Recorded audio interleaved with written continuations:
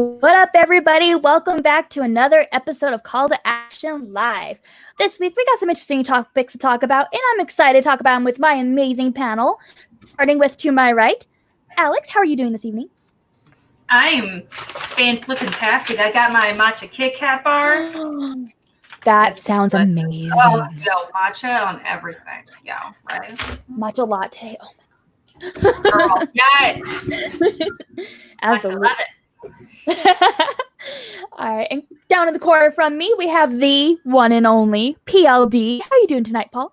Oh, I'm doing pretty good. Just got off the Action Guys with Brad Gilmore. That was a good watch. You guys should go back and watch that. He talked about some great stuff in there, including Schmoedown, including Houston, which we all have a very big affinity for. I know that. But but I'm happy to be here and talking some deep shit here tonight. And I'm very happy to be with this guy here because I don't ever get to talk to him very much on camera. So right. I am super excited to announce down below we have Nat Daddy. Nat, how are you doing? So excited to have you on. I feel like it's been too long. I love the shirt. I'm super psyched to be here with PLD, the legendary PLD of PLD Projects. The weirdest celebrity that Jake Yakoveta would fuck, apparently. I guess it's cool to be here with Kelsey and Alex, too. Fair enough. There's a reason why you're everyone's favorite. Let's be honest. It's true. There's a reason. This is the reason. You are the best of us. He really is. The guys who haven't seen him very much because he's not on as much as we are. He is the best of us. He really is. So, he's our best kept secret weapon. Best kept secret. I was about to say. All right. Well, starting off, I'm so happy to be here with you guys. I miss you guys every week, and it's always good to hang out with you. So I'm excited for this. And to start off, first topic I thought we could talk about is we had the Barbarian on a few days ago, getting to break down his match with. If you have not watched that episode, please do. It's fascinating. He is such a knowledgeable person, has such an interesting view on things. It's fantastic.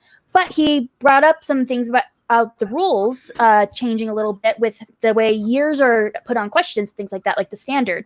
And it's been confirmed on social media that it's now the official U.S.-wide release is the official release date year. So that will be for release dates and just in general, the year put on questions.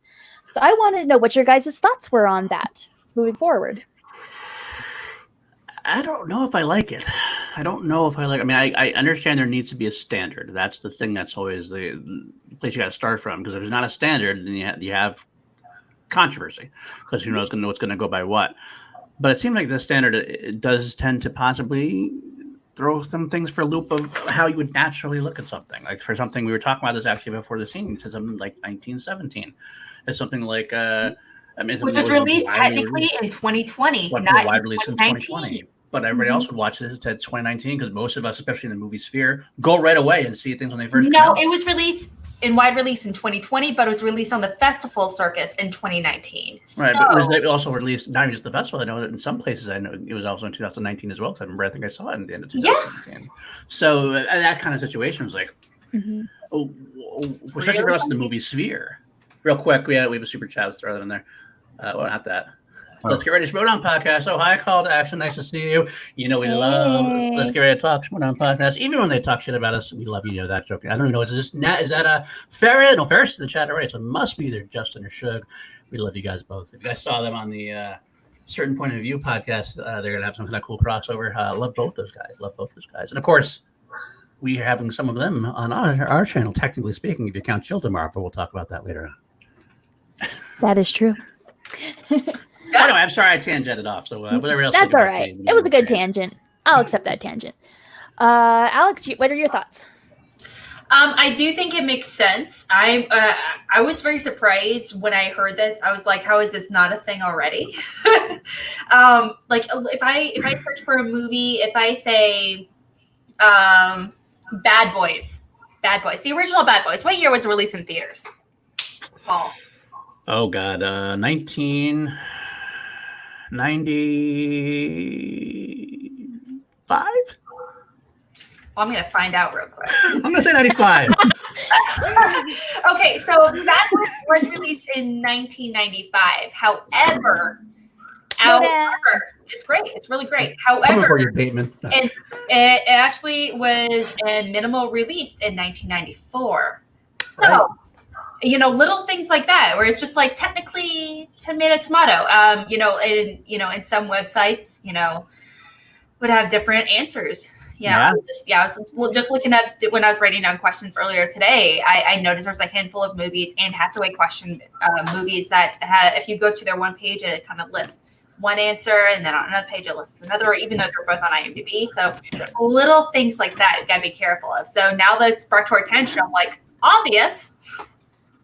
So I'm glad. Yeah, it's. What do you think, Natty? What do you think? Well, before I get into that, I just want to pull something up. Ferris, you can absolutely have my hair. This is not a choice, so I'll mail it to you free of charge. But to get to free this of charge, rule, no doubt. You need to charge for that. You need to start per site, get your hair cut, put them in little baggies, sell them for $20, $30 a little bag, and send it off. Okay, $1,000 for a bag. You name your price, but we'll figure out the details on that later. But about this rule, I feel like something definitely needs to be done. I think that there needs to be a standard. I'm not sure if this is the right standard to make, because it gets really confusing. Like, movies come out certain years and they have to have limited releases to qualify for awards and everything. So I think all that needs to be taken under consideration. I don't know what the right call is. I don't know if this one is, but I mean, something has to be done. Well, that's the thing I want to mention, is the fact that we're talking about this and we sound like we might be complaining about it or whatever else. The truth is, we're not. I can't really complain about it because I don't have an answer for you. I don't have the right answer. I'm not sure what the right answer is. It just seems like it just makes it seem questionable. It's gonna go against some forms of instinct in a way that might be problematic for some players, especially someone who like a Ben Bateman type player, Scott Manson player, who does with release dates for that's what they love and that's they go by, and they're gonna all of a sudden kick it up a year. That's gonna throw some off. 5-point questions, that could be the difference in a championship match. So I mean, it's kind of rough. Yeah. It's common there. Release dates becomes the ultimate opponent's choice. Even if you get the answer right, it might be wrong. You might be wrong. That's true. It's almost like you should be able to. You could say. I wonder if I can make it to either or it counts. Like you say, Bad Boys. You say, well, if you say 94 or 95, you're kind of right either way. Maybe I don't know. That's probably opening up something too. Yeah. I know that's the thing. I don't know. I know something has to be said. We need consistency. That's one thing I've always said about with challenge rules. Is I love the idea there's someday going to be a playbook. There's going to be a hard rules. You can refer to them, things like that. I like rules. I function well under rules. I am so happy it's not my decision on what this rule is, because I would not want to be responsible for making that. I don't know if I agree that this is the correct rule, but I just also don't know how I would replace it either. You know what I mean? Yeah. I feel like not wide release, just U.S. release outside of festivals. First U.S. release outside of festivals, then limited release just California to qualify for the Oscars. That would still count. It would still make sense with Oscar questions and things, because wide release and just the limited are very different.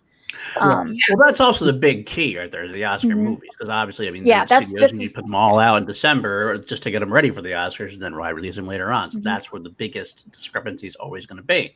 Yeah. But again, I don't know the end.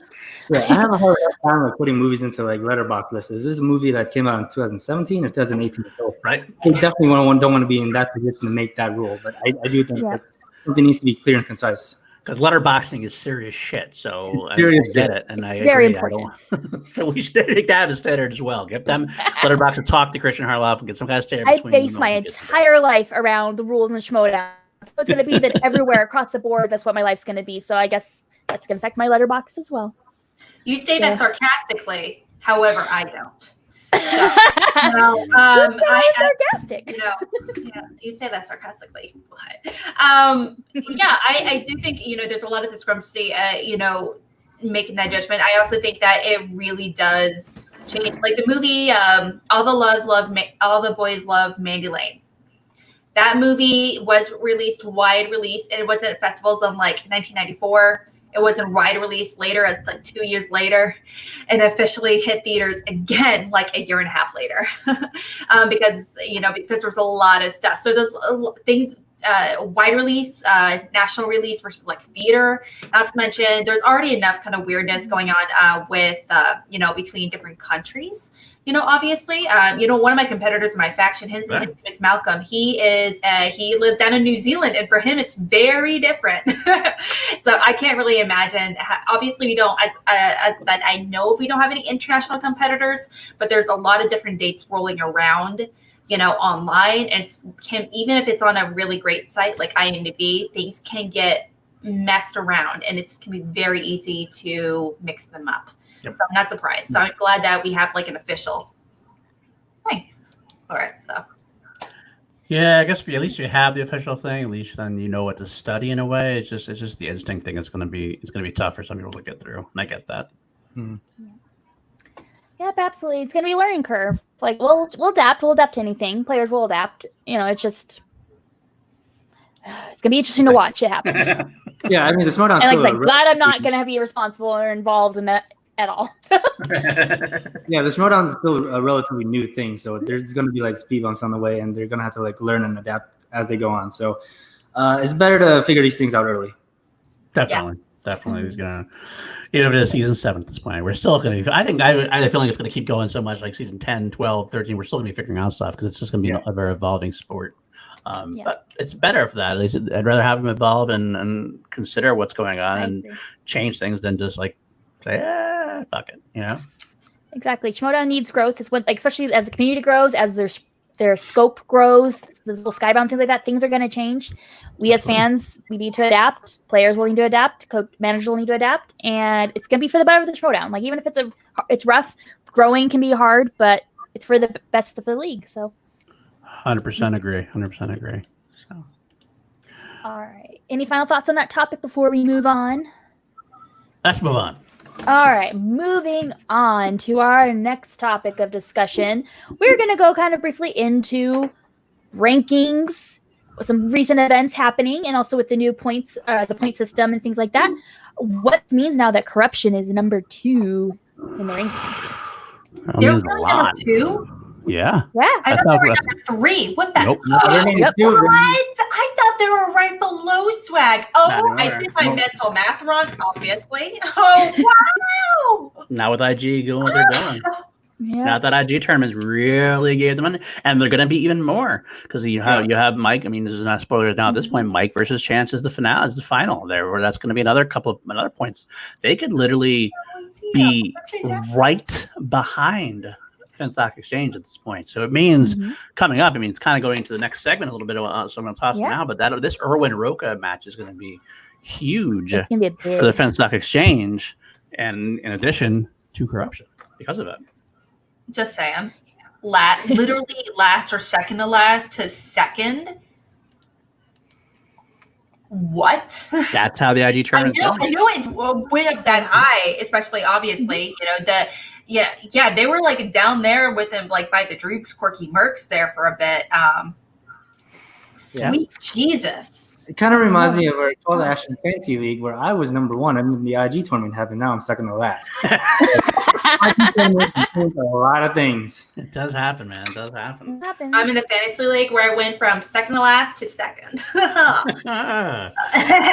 This whole year's been screwy for my fantasy leagues. This is all a bunch of bullshit. I don't believe any of it. It's all. I need to reset and do it again next year at this point. Exactly. This is why I just don't do fantasy leagues. For a different, I drafted for a different type of season. God damn it! So did I. I think everybody did. all I'm hearing is that no one has had faith in Shannon Barney, and no one had faith in corruption, and that's y'all's fault. Okay, I drafted Chance. In my league, we're allowed to draft managers as well. So right, the thing.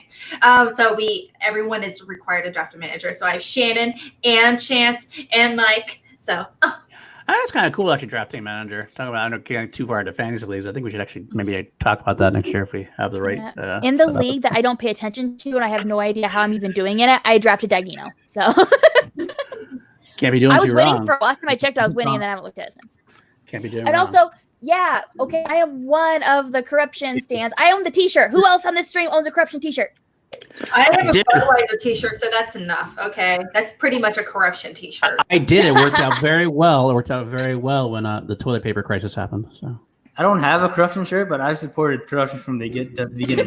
The first match I've ever saw was Kalinowski versus Drew McLeany. So I've been a corruption fan, all right? Well, if you need a corruption shirt, Tim Frank is trying to sell one, so hit him up. So slightly used, like maybe one use, I think it was. I think a couple matches, a couple matches here and there. So, That's a good point. Shannon heel of the year. Maybe. Oh my gosh, Who else in the Justin, competition? your picture, Justin, is giving me life. Whip up that picture again. What is going on there? That's an awesome guitar right there. Picture. I love If you can rock a guitar like that, you can get the ladies. I'll tell you that much. Is he the guy that did the dun dun dun the in the video? Remember, for the flirting flouse? The Fulton I don't think so. Maybe. There's a video of someone with like a stand-up piano like that did like a reaction video of them just doing that with like I don't know. spacey background where they just did that. It was like Maybe. I don't know. I think you could rock a guitar. I think Alex could definitely rock a guitar. it was great. Absolutely. There's like 90 seconds of that. Gotta get yeah. Alex a guitar. But getting back to his point, Shannon heel of the year, maybe. But the one issue I do have with Shannon being heel of the year is that she is well loved by the community. Everybody loves her. It's kind of like almost in a way, Brendan Hanna has actually been a bigger heel because everybody wants to punch him in the face. Because we want to That's a slap heel. him. It is him. Just saying. That's a heel. Yeah. Oh, good. That's a really good point because I saw a comment under the video, Hannah versus Alex Bateman. Someone was like, I really hate Brandon Hanna. I know he's a heel, but does he have to be such a dick? I literally saw a comment. I want to punch him in his smug face, and I'm like, that right there is a heel. That's a heel. Yeah. Even Christian has said that. He's like, by far the best heel Schmoedown has ever had is Brandon Hanna. Andrew Ghai, Shannon, Barney. These are great heels. However, they're great showmen. However, Brandon is a legit heel. Andrew Ghai. They're not legit heels, if that makes sense. Andrew Ghai did a great job of being a heel back like a couple years ago, and he started getting liked. And he still did stuff to try to like piss people off, and it worked. Like his free for all entrance pissed some people off, got him back a little bit of heat. But eventually, he had to turn too because he was good. That's the Rock syndrome in WWF. Like when you get liked too much, you get turned. But Hannah right now, I don't think anybody likes Hannah at this point. Unredeemable. I don't think his mom likes him at this point. He's a twat waffle. He's a douche nugget. He's a blunt end of a crayon that no one likes. He is gonna come. He came after C2A. That makes you the ultimate heel. If you come after us, you're Everyone done. loves us, and we gave you a voice. You were nobody, and then we had you on. You were one of our first episodes of Chill, and I mean, it was one of our lower reviewed episodes of Chill, but we had you on Chill, and then you stabbed us in the back after begging us to come on. It was. I get it, Robert. It's a different aspect of it because he's loved. He's a loved heel. I mean, my favorite heel of all time. But I'm just trying to make the point. We're just trying to make the point that Hannah. I think Hannah, as a heel character, is technically more successful at it than Shannon is. Now that I think her character work is better in just drugs. So she's a showman. She's an extent, but as a heel itself, I don't think Hannah can be beat right now. In terms of character work, I think it's Shannon. In terms of pure unlikability, it's Hannah. Maybe they can share the heel of the year award. They get a co-heel of the year. The problem is, I don't think Hannah will share. I think you have to walk in heels. You need two heels. You can't walk in one heel, right? Right, lady? Sure, let's run with that. The thing is, what the problem is, I do know a lot of people when having this conversation is that in order to be a good heel, you have to have the personality and the character. Hannah's got that in spades. Cool, whatever. However, in order to be a great heel, you have to win. And Hannah did not win. He didn't do badly. He got a couple. He got the win against Saul. He lost to Damon. One match in the IG tournament. He lost. Yeah. He did. I mean, he's not. But he also won sometimes. Here's also my thing, though. He's been sticking his unwantedness into other things too. Like he was like a manager for a second, like that. Like he's still inserting himself where he doesn't belong, even if he's not playing. Awesome. So that makes sense. Wow, that doesn't matter. It's moot point. It's gone. If he became a manager for the Droogs, that'd be one thing. That would be the argument. I have a feeling you're going to see him interject with Ken a lot during the manager thing. That's my call. And I'll tell you one reason why. Behind the season reason why. Because let's face it, no matter what you want to say, Christian loves what he's doing. That's obvious. Yeah, so Christian loves what he's doing. Because he knows a lot of I know. He likes to enrage the army. They're trying to think of the fact that he can't win a match. And so they're like, well, you can't win a flipping match, obviously. So we had to insert you as a manager because you can't do your job as a competitor. He's 3-3. He's not like he's like 0-7. Match in IG, my dude. I don't know what to tell you. He won Brandon one. Hanna is He like won the watery one and lost stuff. 2. And is he going to play one more match for the rest of the season? Maybe. Any more match for the rest of the season? He might. He might. It's not a guarantee, my dude. Hey, Brandon Hanna is like the watery stuff in the ketchup bottle. You always get rid of it, but it keeps effing coming back. That's True. And yet, despite all that, Alex, he's still being talked about. And we're still talking about him. Who's talking about him except you that's bringing him up, Paul? Are you actually the Schmoedown that keeps bringing him up? Paul, are you the Schmoedown? Yeah, he was in the polls. He was second in Kristen's poll. Yeah. Oh, wow. I'm so impressed by number 2. Huh? That means you're in the conversation, though. So other people, despite his long loss, despite lack of screen time compared to Shannon, who has a lot more screen time because of her managerial thing, I'm just saying that this is not. You will never be a great heel unless you win. Period. Actually win in matches. I don't agree with that.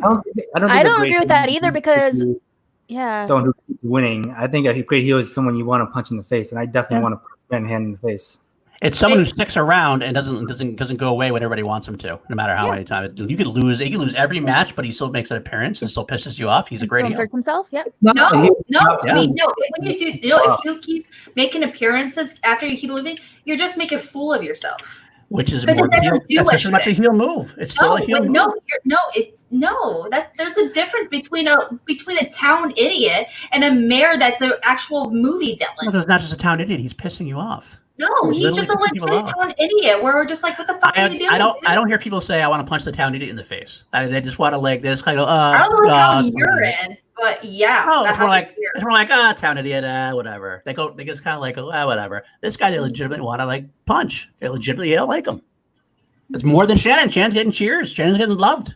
I love Shannon's new videos. Yay, Shannon's awesome. She's a badass. She's a motherfucker. Wow, she kicks ass. What are you saying about Hannah? A fucking schmuck. Such a dick. Such a dick.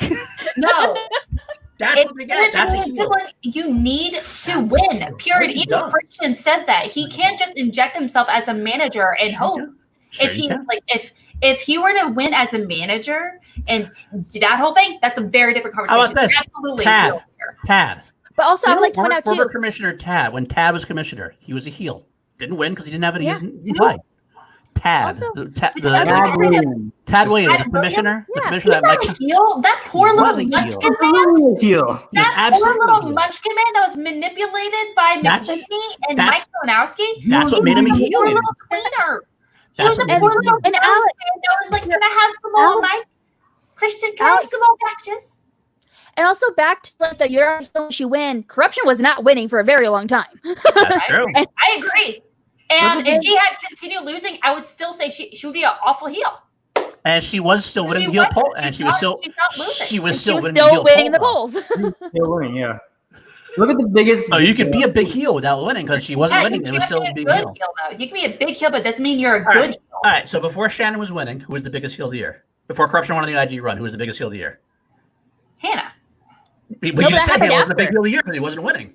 And also the Hannah thing started off exactly the same time. So after February, who was your biggest heel?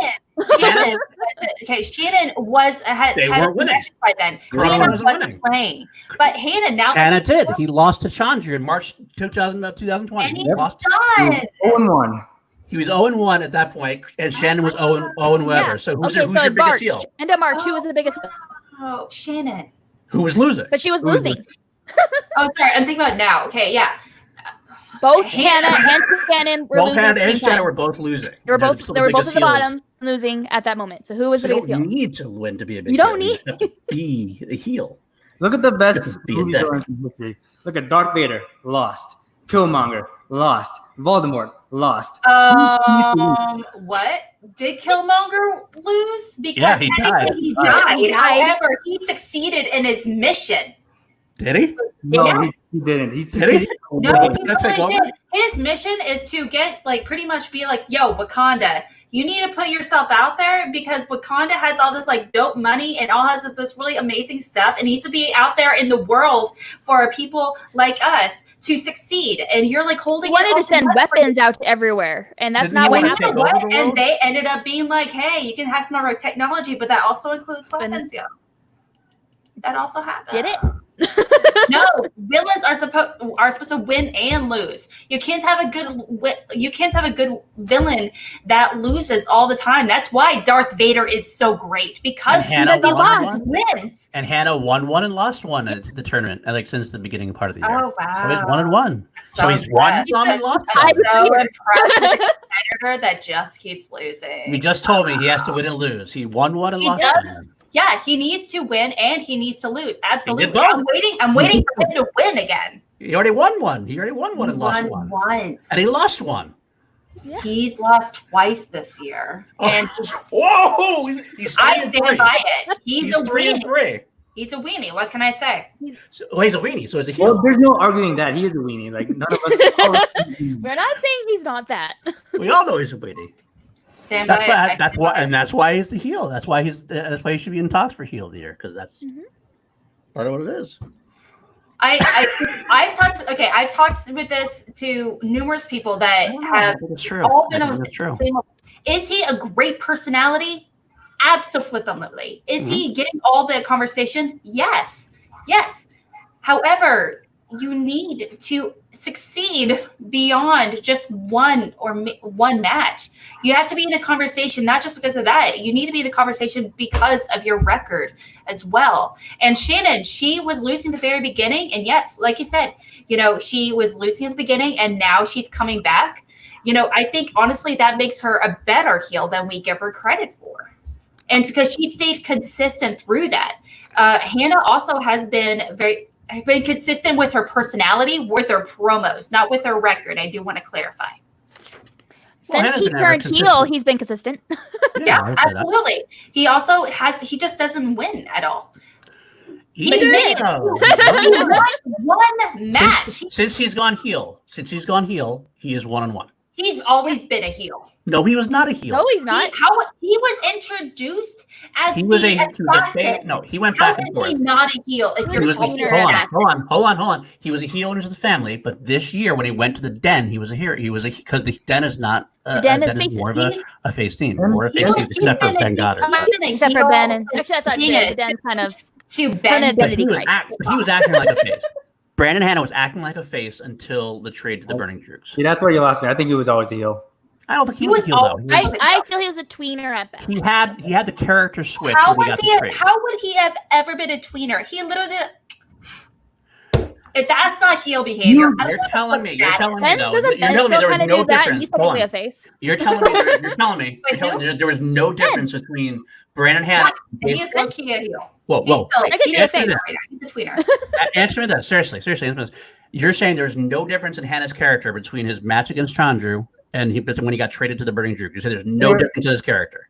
I do think he went from like a 6 to a 2. Okay, but either way, he was a mediocre heel. Now he's a great heel. And since he went to that turn, he is 1-1. So what I'm hearing is that he performed better when he was a face. No. You're saying heel has to win, and heel has to win and lose. You hear the whole argument, heel has to win and lose. Since he went full on this kind of heel he's been, he's 1-1. So he said 1-1. Lost one. He's 1-2. No. I'm saying since he got traded to the Burning Drukes and became this character that he is now. Because before the whole Chandru match, he wasn't this whole different kind of heel that he's become. He changed over after the trade to the Burning Drukes. That's when he flipped on a switch and was turned against everybody. That's when the big promo dropped and everything else. Since then, he's been 1-1. And yes, I am wrong. I was wrong. The Den is more of heels, but they're not a face. That's true. The Den is not a heel. But I'm saying that Brandon was a different kind of heel. He became a full heel after. Yeah, I definitely agree with you there. He had a very different vibe as a heel. Yes, I'm a mistake. I get you guys are both Ryan, Joseph. You're right. I think they're tweeners at best, but they're very nice comparatively to like the Brandon Hannah heel. There's like the different style of heel, and Brandon's much more of a full heel than he was when he was with the Den. Yeah. Yeah. Woo, need drinks. Let's do some yoga, guys. Let's see what the chat says. Actually, I'm interested to see what the chat says. Who, like, what kind of, like, is it heel? Who's the heel there? Is Shannon a heel because of she's winning and because she's with the character, or is Brandon more of a heel because you want to punch him in the face? I'm curious to see what everybody else says. And we're not necessarily saying, I'm not like saying that Shannon's not a heel because she's a heel. Brandon's both a heel. Absolutely. But it was the argument that Brandon doesn't qualify as a good heel because so it's like, I don't think the argument was that neither of them are heels. They're both heels. It's that. Joseph's calling me out. I got to read the whole thing. Clear the flag to heels of the year. You heard them. They're heels. That's true. Yes. Ben Goddard definitely say he was a heel. So. Also, I mean, if Shannon on a fucking ukulele singing about all the competitors, Chandru, Janine, everyone, Hannah, if that wasn't the most heel thing I've ever seen. But everybody loved it. But everyone loved it. Everyone loved it. Everyone also loved Hannah's little thing where he's like, yo, I did. you guys can eat shit. The percentage of people who loved Hannah's stuff to the percentage of Shannon's stuff is greatly varied. I know of like 3 people who love Hannah, and I know of thousands of people who love Hannah. I also vice versa. I know like 3 people that love Shannon, and I know thousands of people that love Hannah. By extension. Really? Ooh. I know a lot of people that love Hannah. I know Billy. I know Nat. I know Will McLean. Will McLean. Yeah. I know. I think that's it. I know people that Gilmore. think Hannah is the shit. I think he is the bee's knees. He is the femur to the skeleton. Okay, he is like the fave. For the record, I do think that Shannon should win Heel of the Year because she's going to be a consistent presence throughout the entire season. But the point is, I don't think that a heel needs to win, which is why I'm like back in the Brandon hand train a little bit. But I'm still on the Shannon side. I do think it's just also comes down to it's also a very subjective thing. I feel like it's better when they win some and lose some. I feel like it's better for their personal story, and I feel like that makes me like them better as a heel. It makes me enjoy their losses that much more. Who's that directed at, Ryan? You keep saying heel. I don't think it means what you think it means.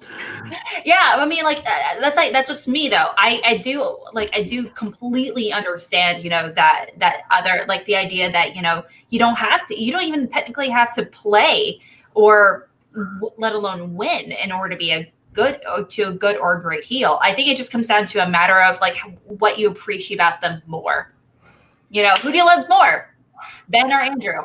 Kelsey. I mean, I will say Shannon's good. If the awards were today, Shannon would win heel of the year because she's well loved for her heel work, and I do. I think she does say a lot of heel things, and she insults people and she disrespects them. That's funny as hell. And I love her songs. I do. I love her songs. I guess I just want to point out that there's a real difference of trying to figure out. I think everybody has a problem defining what a heel is necessarily. And Ryan, you're not wrong. I think everybody is kind of has a problem with it because it's not an easy thing to fully define as far as that goes. There's different kinds of heels. But there is that argument from the long term, like where the basis came from for wrestling fans, is that you do anything you can to get the heat. You want to get booed no matter how you do it. And that's what Brandon Hand's tapping into, that type of heel. That's a deep level kind of heel. This Shannon heel is the more surface level where everybody's going to vote. Probably everybody will vote for her because you love her and you laugh. But it's kind of like I don't know how would you say? I know, Nat, you see what I'm saying, Nat. Yeah, I know what you're saying too. I think Shannon is the heel that you appreciate, and Brandon has the heel that you despise. Yeah, I do think they're very different heels, but I do. If I had to put on a ballot, I do think for storyline and everything, I do prefer Shannon. However, just because, like you said, the fan interaction and the stories that he drives, and even when he's not playing, he is very present, which is very obvious. So I would honestly, if there was a ballot, I would vote for him for best heel. So here's the thing: Doug is bringing up wrestling stuff here. That you be heel and be liked, nothing to do with it, but. Stone Cold, The Rock, Undertaker, Jericho. But you realize, though, if you guys think about it, for the wrestling fans, they were heels and they were turned face because everybody loved them so much. Like The Rock was such a bad guy, and people kept cheering him, and they had to make him a face. I don't think Stone Cold was ever What's a happened good with heel. Guy? He saw it as a face. I'll take Andrew your word Ghai. for it. I have no clue. Andrew. I don't know. Try to It's like- force it's more him like- to taste good because we love him so much. It's our fault, and it's fine. I love him there, but it's all our fault. We love him too much. that might actually be the better one. Prince of That's a Promise. good That is comparison. NWO heel, Hannah's IRS. Now, for those who don't know, NWO was the big New World faction in WCW New World Order that was started by Hogan, Nash, and Hall, three big wrestlers. They were all like WWF people who invaded the other company in the storyline. But they were popular, even though they're the bad guys. They were like the "you're so bad, we love you" kind of thing, and they were still heels, but they were definitely the popular side. IRS was a character. That's annoying. Who was just fucking annoying so much, and you boot him no matter what happened. He came out as Iron R. Shyster, and he had this briefcase, and he was like, you just want to see him get punched to fucking hell, and he never won anyway either. But that is a different kind of heel in a way, though. But I guess so. What I guess you gotta say what floats your boat as a heel, but definitely Shannon's gonna be far more in turn to turn to a face because she's already loved than someone like Hannah at this point. Yeah. Hannah's unredeemable. to turn to a face. Shannon, He's unredeemable. you could turn to a face pretty easily because she's already well loved. Mhm. You just need to tweak it a little bit. That's why Drew got over just as well as Debonair because they just tweaked it a little bit, and They just tweaked it. he became a little less insulting personally and more just funny about it. And yeah, that's why he worked as Debonair. So. Yep. That's true. He told fans he basically was Hannah, pretty much. Hannah's actually very clearly IRS. That's part of it, true. But Stone Cold is also a heel as well, and that's part of it. That is part of it. Yeah. You're absolutely right. But he definitely was a fake. He was definitely being cheered by the men at that point too. So Ryan, I'm aware that Stone Cold was a heel in the beginning, but I'm saying that he works so much better as a face because he's someone that you can root for. Like he was at best a tweener, and he's going around giving people Stone Cold stunners. You can't pull that off if he's a heel as much as you can as if he's a face. But yeah, we're talking about wrestling. We're getting too far into wrestling, I think. Yeah, some people. I know your guys' points because I agree from what I know about wrestling, but yeah, I can't do much because I don't know anything about wrestling. But Yeah, I know nothing about wrestling. Either way, yeah, I think that we've probably said enough about this tonight. But there you go. The Prince that wasn't promised. Live events help change those perceptions harder online. That's true too. That is actually very true too. Because when you were in the live event, and if Hannah came out now at a live event, I think he'd be booed a lot more than Shannon would be. To be honest with you, I think that's Shannon would come out. I think Shannon would come out and get cheered. I think Shannon would get cheered at a live event. I do think she gets cheered. I think she get a roar of cheers, like when Ghai popped up on the screen at Spectacular, how we were. I think it's how Shannon would be at this point as well. And Hannah, and then Hannah he'd get bottles thrown at him. Then so who wins heel of the year? Who wins face of the year? That makes it a tough challenge. Who wins the face of the year? That's a good question too. I don't know who wins face of the year. This one, who's the best? I mean, cool. Probably someone. Well, Is it bad to play? Yeah, you have to have some. Ace. Ace. It's Brendan. Sorry, is Brendan Meyer? Yeah, Brendan Meyer, but he hasn't really. Yeah, it seems like a baby face. I think it's Ace. I think it's Ace. It probably, that's not a bad play. Yeah, I can see that. The Swag is definitely more of a. With that Cinderella story and everything like that. Yeah. Just like I would love to see him go. With the heartstrings and everything. Yeah, I could totally see that. Love to see him go. Oh my gosh, especially when he whipped out the Spanish. I was like, oh. Pour some cold water. We gotta go learn Spanish. Can we take a few minutes to kind of dive into some of the super chats real quick? We've had quite a few. We really kind of brushed over them, so sorry about that, guys. We were heated. We got very passionate. For sure. All right, let's go back. Let's go back to some of them. Let's see the ones we got there. All right, we did Jake's. John Lustrina, just keep shaking the bottle, Jake. That's towards the ketchup comment. Sorry, John, if you missed that one before doing it, but that's true. So we got Principal was promised. I missed this one completely, actually. Hit that like button, folks. Yes, please hit that like button. And Paul is not a Schmoedown, or it doesn't exist. Good job, Joseph. What else? What? What? Huh? Do I know anything about Schmoedown? I might. Maybe. No, Paul thinks this is news to the rest of us. Call to action. I think we need to filter our chats a little bit. Clear the Plaid heel. You heard them. Their heels. We did mention that one. Thank you again, Joseph, for that Their one. heels. And yes, Ryan, you were right. They would win with the Den of face stable. They have Grace. What are you talking about? That's true. I was wrong. I thinking that during a passionate moment.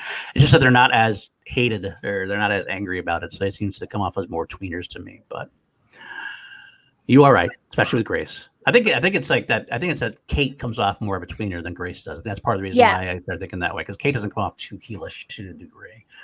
Wait, is Barbarian? Keep saying heel. I don't think it means what you Barbarian, think. no, it he's means face. Ryan. I would not call Barbarian a heel. He's in Finstock Exchange. So like that rough face. In a faction, but not everyone in a faction. But that's what's supposed to be, though, is that everyone in the faction is. It has been a little difficult to do that. But, I mean, like Ben is very open about it. He's like, I never consider myself a face. He considers himself a tweener. Because he can't hack it otherwise. He said that basically. He can't do the full face thing. He's tried the full face thing. But he's yeah. Like here's the thing. I think you could be in a faction and be a tweener and a heel, or face and a tweener. I don't think you can have faces and heels on the same faction, if that makes sense. Yeah. But even like Andrew Ghai or Janine, they're on Usual Suspects. So is Sam Levine a heel? I think Guy's a face or tweener at best. That's what Debonair is. That's his turn. I'm sorry. I'm still going through with Ghai withdrawal. Okay, that's true. I am too. I can't wait to see him play. I won't acknowledge this alien person that's taken over our true Ghai. And it hurts my soul seeing this parasite that's really lodged in his brain, infesting his noggin, taking over those perfect brain cells. I said blood cells. I actually love it. I got okay, and also want to say that like the chat saying Dewberry's face. I see Dewberry as more of a tweener-ish. The face-ish side, but he kind of makes his little smart alecky remarks, and I feel like the Wild Bears I don't know. I interpret him more tweener. I think he's the face that doesn't belong. I think that's what makes the whole dynamic work. Yeah, because the whole thing about Shannon was like bullying him to agree, like with what he's doing. Mark. The storyline hasn't quite made it yet, but he was having Mark do stuff to him and everything else. That was kind of a. So I think he's probably going to be them, but. I do know that, I mean, even, Christian said that, Wildberries are both heels. Yeah, I thought officially they're individually and together heels, but based off that one match we saw with him being part of the experiment, I'm not surprised. I mean, like he does come off like more face-ish or at least tween. So I would be surprised. Yeah. There you go. Dan Merle's a face. Roca's a heel turned face. Riley was always a face, but got mixed up with Bateman. Did Bateman turn face, or did Riley turn into a heel with the influence of Finstock? I think it's Ryan, that's the most important message I've read all day. It's true. Dan Merle is definitively a face right now. That's definitively in there. He's never not going to be a face. Roca, because he's with Dan, is a face. Yep. I think that's the main thing. Without Dan, he won't be a face. But with Dan, he will be a face. So Bateman and Riley being on the Horsemen are now the Horsemen got to be with Dan Merle as the Horsemen have got to be faces theoretically. Yep. Dagnino is a face now at this point. He really is. Yeah, Dagnino's a face. Really is. So I think that whole faction. It is weird because the whole faction thing is because Dagnino has said that he has stopped a lot of the heelish type things. He's been a lot more respectful type people. He comes up in the post reviews. Oh, they played a hell of a game. They played a good game. He starts talking. Where before he would never even give him any credit at all. Back when he was like the Lions Den guy, back when he was with the Patriots and everything else, when they were true heels, he was always talking shit. Now he's kind of like they're great people. They say like they're not as good as us because that's part of their cockiness of their face, but they're still overall. It's kind of like there's not black and white anymore. It's like it circles back to the earlier topic. We're never true heel. They're too damn likable. That is true. Let's circle back. I think they're just themselves. I'm cold, y'all. That is true. Oh man, hot, but cold. Forgive me. All right. I think we've gone into this heel face thing long enough at this point. But should we move on there, Kelsey, to something else at this point? We're still kind of sort of in the middle of a topic where we were going to talk about the points. And how it will affect with things coming up. So here we are. So singles tournament and teams matches. We were 3 points per win, 4 for TKO, KO. Play-in matches will be worth 2 points per win for TKO and KO. The remaining Season 7 title matches will still be worth 3 points per match, 4 for TKO and KO. However, for the Spectacular, title matches will be worth 5 points per win, 6 per TKO and KO. Next season, Season 8 title matches will be worth 5 points per win, 6 per TKO and KO. So I know Spectacular is going to have some impact. Yeah.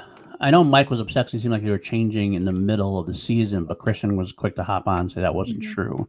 And I happen to think that Christian's right on that. I don't think it's really changing I think mid-season. just Spectacular is the big change. Yeah. Yeah, and that's like, you can change that at this point because it's not like, I don't think it was that big of a change that you'd like change anything. Mm-hmm. There's no plans that are being changed by managers because of this score change. You know what I'm saying?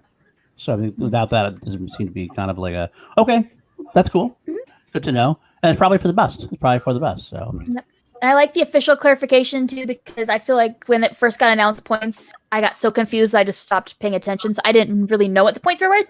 Now I know what the points are, everything points worth wise, and so I can do better predicting and things. So glad to just have it out there. So with knowing that and everything like that, so corruption, I mean, the upcoming match that's coming up are in a super good spot. Very good spot. Yeah, I think that Corruption's bread and butter is Inner Geekdom, but I think they have a real good shot at winning the singles tournament, especially with Chance. So I think that's even more points on the board for them. Chance and Mike are both have good shots at going far in the tournament. Yeah. I mean, they're always good. And plus, you never know about the rookies. You never know what the rookies are going to do. Marisol, I'm so excited for Marisol. So it's going to be interesting to see where they go with that. Yep. I've heard see a lot of the rookies, to be honest. A lot of the rookies I've heard good things about that I want to just I'm ready see to a see match and see what they have been hyped up since before the draft, and like so they've been in our minds. I'm like, I want to see them play, and it's finally coming. I'm so excited. Adam Collins. I'm really looking forward to Andres Gallego because I've talked to him a lot behind the scenes. He's a smart man. He's got a lot of knowledge. I know that much.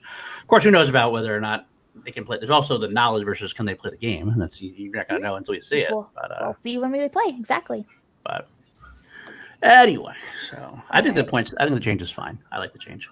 I think so too. I think it's gonna be cool, and like I said, Spectacular. I think it's gonna just show that those are gonna be some matches. Like I can't wait to see the official lineup for Spectacular and I highly doubt it's gonna be a live event, unfortunately. Yeah. Wear your mask. Wear your mask. Wear goddamn masks. Your goddamn masks. It's really not I would be really kind of here for. I don't know if it would be okay though. Like an in-studio match where everyone wore masks while competing.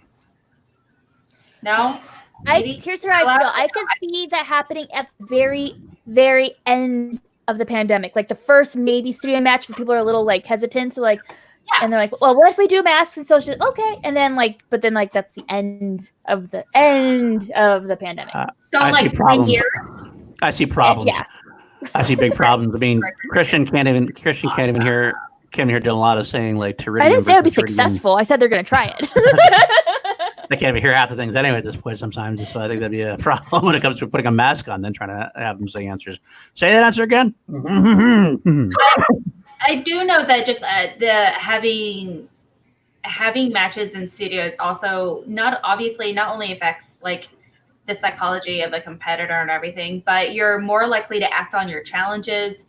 You're more likely to not only act on them, but you're more likely to win them as well. If you do issue them, if you're in studio, things like that. And so they can have really big impacts on the matches, not to mention championship matches with the buzzers. We changed the whole buzzer, like the buzzer situation as well. They changed it to the 10 is it like 10 point question kind of thing for a championship match kind of situation. But, I mean, like obviously it's just a very different situation. So I do feel like we have to go back at some point. It's just a matter of time, obviously. Yeah. Happen eventually. The sooner you guys start wearing masks, I don't think our audience is the problem. But still, sooner as people start wearing their masks, the sooner we have possibility of live events. So that's true. Tell your friends.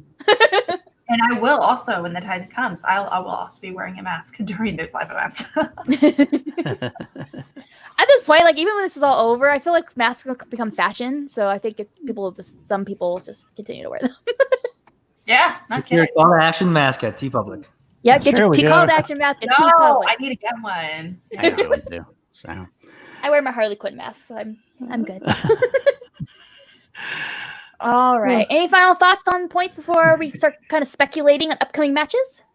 I think we're pretty good. We did have the one Streamlab that we should throw in there because corruption. Corruption.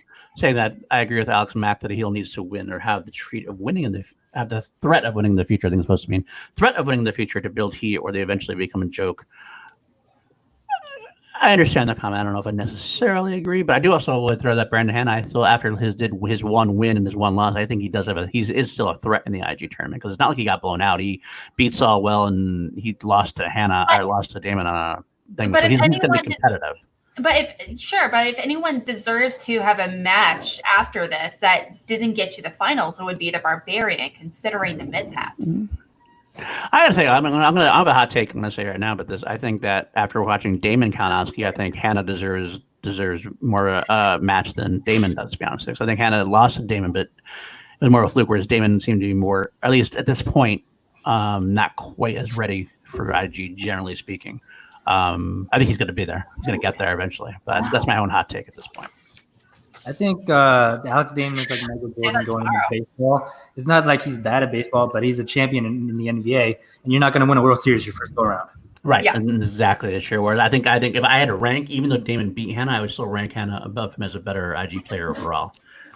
Yeah. Everything went right for Damon in that match against Hanna. Everything went right, and that happens sometimes. That's what happens. So I'm not like decrying him. That's how the game played out. But if you put Damon versus Hanna in IG matches like 10 times, I think Hanna wins the majority of those matches. That's what I'd say. My own thoughts. I agree. All right. Perfect. Well, going into speculations, pulling this up, we couldn't find a more recent bracket. We looked. We have Chance Ellison versus Mike Kalinowski. Corruption versus corruption. Who do you think is going to win? What are your thoughts? I got Chance. I would have said Chance in a heartbeat because Chance, Kalinowski's gotten his swagger back. I've been saying that for a while. He's going to prove to me he's getting his swagger back, and I think he finally is getting his swagger back now, especially after the IG tournament. He's done very well, but I think Chance has just been underrated and like under the radar, just having amazing matches from like the end of last year, like all this year. In the matches when he was with Corruption with Mike, he was probably the A player on that team.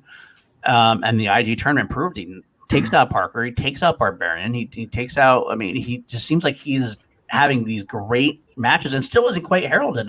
I actually think chances might by the end of the year, he might be player of the year. He might be top tier, like one of those top tier players talked about in the same like breadth as like a Dan Myrtle type player, Ben Bateman. He might get there. I'm not saying he's definitely going to, but he's on that trajectory where if things go the way they've been going, he could easily be player of the year. I definitely think that is a possibility. Yeah.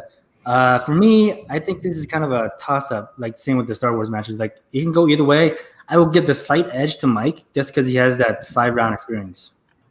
That's something. That's not. Well, he does. The Chance does in tag team. I know it's a little different, but teams, not tag teams. So he has done 5 rounds, not in IG though. It's true. Mike does have experience, absolutely. Mike's got. That's very true.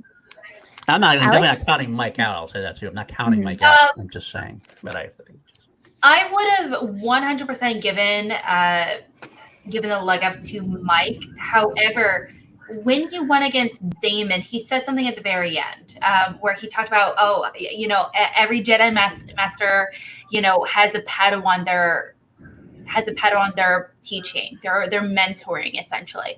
And a good Jedi knows when they've done their job, when their Padawan succeeds them.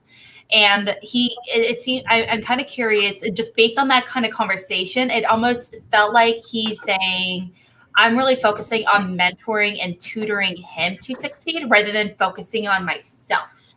I kind of felt that way too. So, that's just the vibe. But, it really can go either way because they're both amazing. And Chance, thing is also, Chance has had perfect or nearly perfect first rounds in all of his matches this tournament. Yeah. Mike hasn't. He's been very close. but he's just like 1 or 2. He's human. So because of those like first rounds in combination of that young Padawan situation, I kind of want to go for Chance. So. Yeah. Yep. Yeah, that's what I was actually going to say. I was going to quote that because I feel like that's what's exactly happening. Mike is an incredible IG player. He could absolutely win this completely, and I would not be shocked at all. But I feel like Chance has been slowly over time groomed for this. This is his time to shine. I think it's been set up for him to take the torch. It's being passed to him. It's his turn. I can see. I think it's gonna be very close. Heck, it could maybe even be overtime. But I think Chance snags the win. Yeah. Hot take. We're never gonna get take that back ever. I actually agree with Ryan. I do think it's not going to happen because I think that Mike missed the opportunity. I think he's always a threat in IG. He'll always be a threat in teams. I don't think he's ever really going to be a threat as a single champion. I don't see that happening. He might. I'm not saying he'll never get into a title shot, but I think a lot has to happen. I don't think he's quite on that level in singles. That's just. What if he's been secretly studying Star Wars and he just comes out of nowhere and then he's got 3 belts, but it's Star Wars. If he goes to Star Wars division, that'd be an interesting thing too. But I think that's going to take a lot more than. I do agree. I think that time's passed. I don't think it's going to happen, but I don't want to hear it said to me out loud. I like to be in denial. I think Chance has a better chance at 3 belts. I think Chance could be Chance in 3 belts. I honestly God feel like it's impossible for a competitor to win all 3 belts. And actually not only win them, but hold them, defend them, let alone them.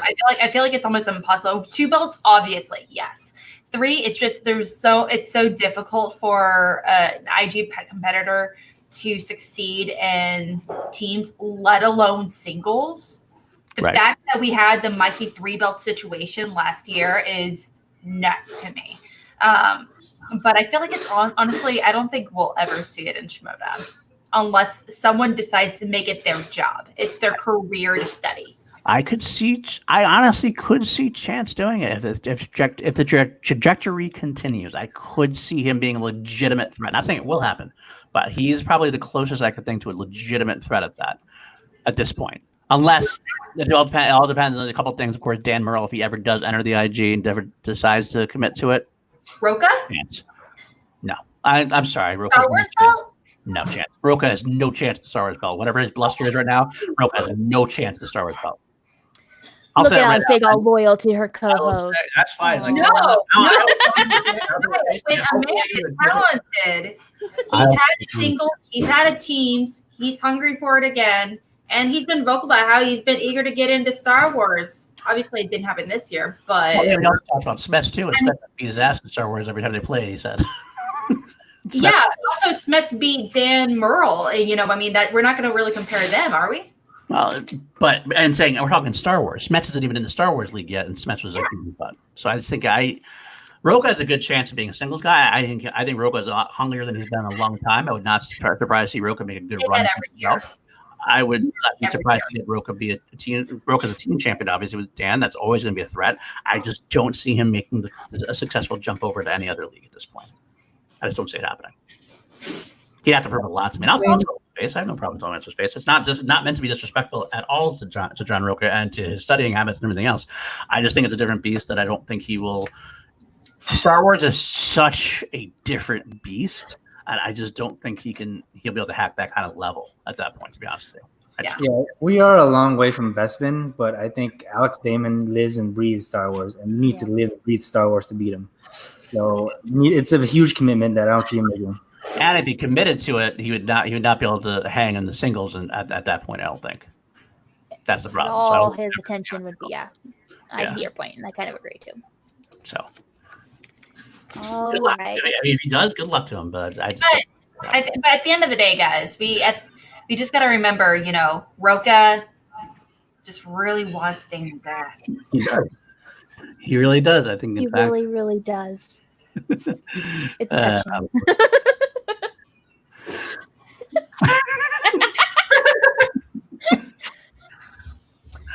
It does. I want to see him versus Smetz in Star Wars. Well, I want to see that happen. I want to see that happen. That'd be fun to see. All right. Any final thoughts on that IG tour finals before we move on to the next match that's coming up on Who let you in here? How about you, Jake? Somebody can kick him out. Don't he doesn't need to be here. Hey, Hannah. Okay, so we're gonna move on to the number one contenders match. Speaking of Roca versus Irwin, and also Undercard Final Exam versus Deep 13 coming up on the 31st. Let's start with the Undercard. What are your guys' thoughts? Who do you have? Do you have Final Exam or Deep 13? I love Final Exam a lot. I love them a lot. I like Deep 13 a lot too. I think they're both solid teams. Mm-hmm. I think Whitney Seibold is snake bit still. And that's part of the reason why. But I think I have to pick Final Exam because I just feel like they have a shockingly momentum that's going to be hard to stop. I think that they are putting them two together. Lon and Paul have been so perfect for not even just character wise, but they also just feel like they have they fill each other's gaps very, very well. Whereas Deep 13 seems to be on the same kind of level. The Whitney and Alonzo seem to have the same kind of likes. They both have the same misses, I would think. And I think Paul's a great game player. I think Paul's probably the best player of the game out of all four of them. And he's experienced that way. So I think that I have to give the I have to give the Final Exam. Yeah, my head says Final Exam. My heart and my fantasy team says Deep 13. What your fantasy team influence? Your fantasy team. You know that's a bad thing. You can't let that happen. I really want Whitney Seibold to do well. I think he's just been super unlucky in his entire run in the Schmoedown. Not just this season, but all seasons. But I got to give it to Final Exam because I love him, and I really want to see more of Delinquent Lon. And I think they're the better team by a hair. I do too. What do you guys think? Alex? I'm in a very similar boat, Natty. I do think, because I feel, from what I've been told, Paul studies, and Lon, he likes to sit, behind bars and just hang out and do nothing all day. So he's hanging out as a delinquent. But Paul studies, and that's what matters. As far as I know, like you said, Paul, both Alonzo and Whitney, I feel like they're both amazing. They're incredibly talented. They are also very hyper niche. Like they're both movie critics, essentially. Yeah. And I know there's a lot of movie critics and everything, but they're like movie critics. They write articles and stuff like that all the time. They're not like editors or hosts or anything like that. Their personalities, they are critics, traditional critics. So there's a difference. But yeah, I don't. My head keeps telling me to go with the experiment. My hearts keep telling me to go with Deep 13. And give me an upset. I want Deep 13 to win. Give it to me. I'm going to say Deep 13. I'll just do it. I'm just going to be contrarian here, guys. I kind of always are. What can I say? And I'm probably going to get it wrong, But I love that you are too. I love fighting with you. It's one of my best fun I have. I love fighting with you. It's the most fun I have all week. Us fight. Crazy. All right. My thoughts is I think Deep 13 are too similar. I think they have very similar background, interests, film taste, things like that, age, everything like that. They're very similar to the point where I feel like that's why Final Exam is so great, is that they're such different people, different interests, different movie tastes, different opposite people, that they balance each other wonderfully. Not just story, not just even character work, which they also balance each other perfectly as characters. But I just feel like they just are a very well-rounded team. So I have Final Exam winning. Yeah. I will throw out there. This is actually me going towards Alex in a way. Shocking, but how dare you, Paul? Did score 36 points against Tom and Paul. That's something to really think about too. That's almost that's almost record holder. I think Who's the Boss has the record. I think Who's the Boss holds a record of maybe 37. I want to say maybe something like that. I think Who's the Boss holds a record, but that is almost record holder. They beat Tom and Paul, who were the darling team of the year. They were the ones that were supposed to go all the way without any problem, and they lost to Deep 13. So maybe it might be the fact that I love Lon that's clouding my judgment when I say final exams. I love Lon Harris. I love Paul Allen. We love you. Also, but the thing is, also alternatively, Paul. I mean, like I do know he's trying to make a comeback, but he hasn't had the greatest luck this season either. When he went up against Roca in singles, but also when he went in IG, and obviously that's a very different situation versus teams. Yeah. But this is just. There's a lot of inconsistencies with our competitors this season compared to previous seasons. I mean, and I love it's Upset City, baby. Upset City. Final exam did score 30 points themselves. It's not like they were like not scoring points. They TKO'd the experiment. So, I mean, they're both really good teams. I don't think either way would be an upset to me. Because I do agree. For competitors, so I wouldn't mind either one. Both of them deserve to go on, and both of them deserve success. So I agree. I just happen to think Lon is one of my favorite characters of the year. So I think that's why I want to see Lon in there more. One of my favorite people of all time. Character person. I'll throw that out. My spirit animal. The delinquent's my spirit animal. Characters are people. Different.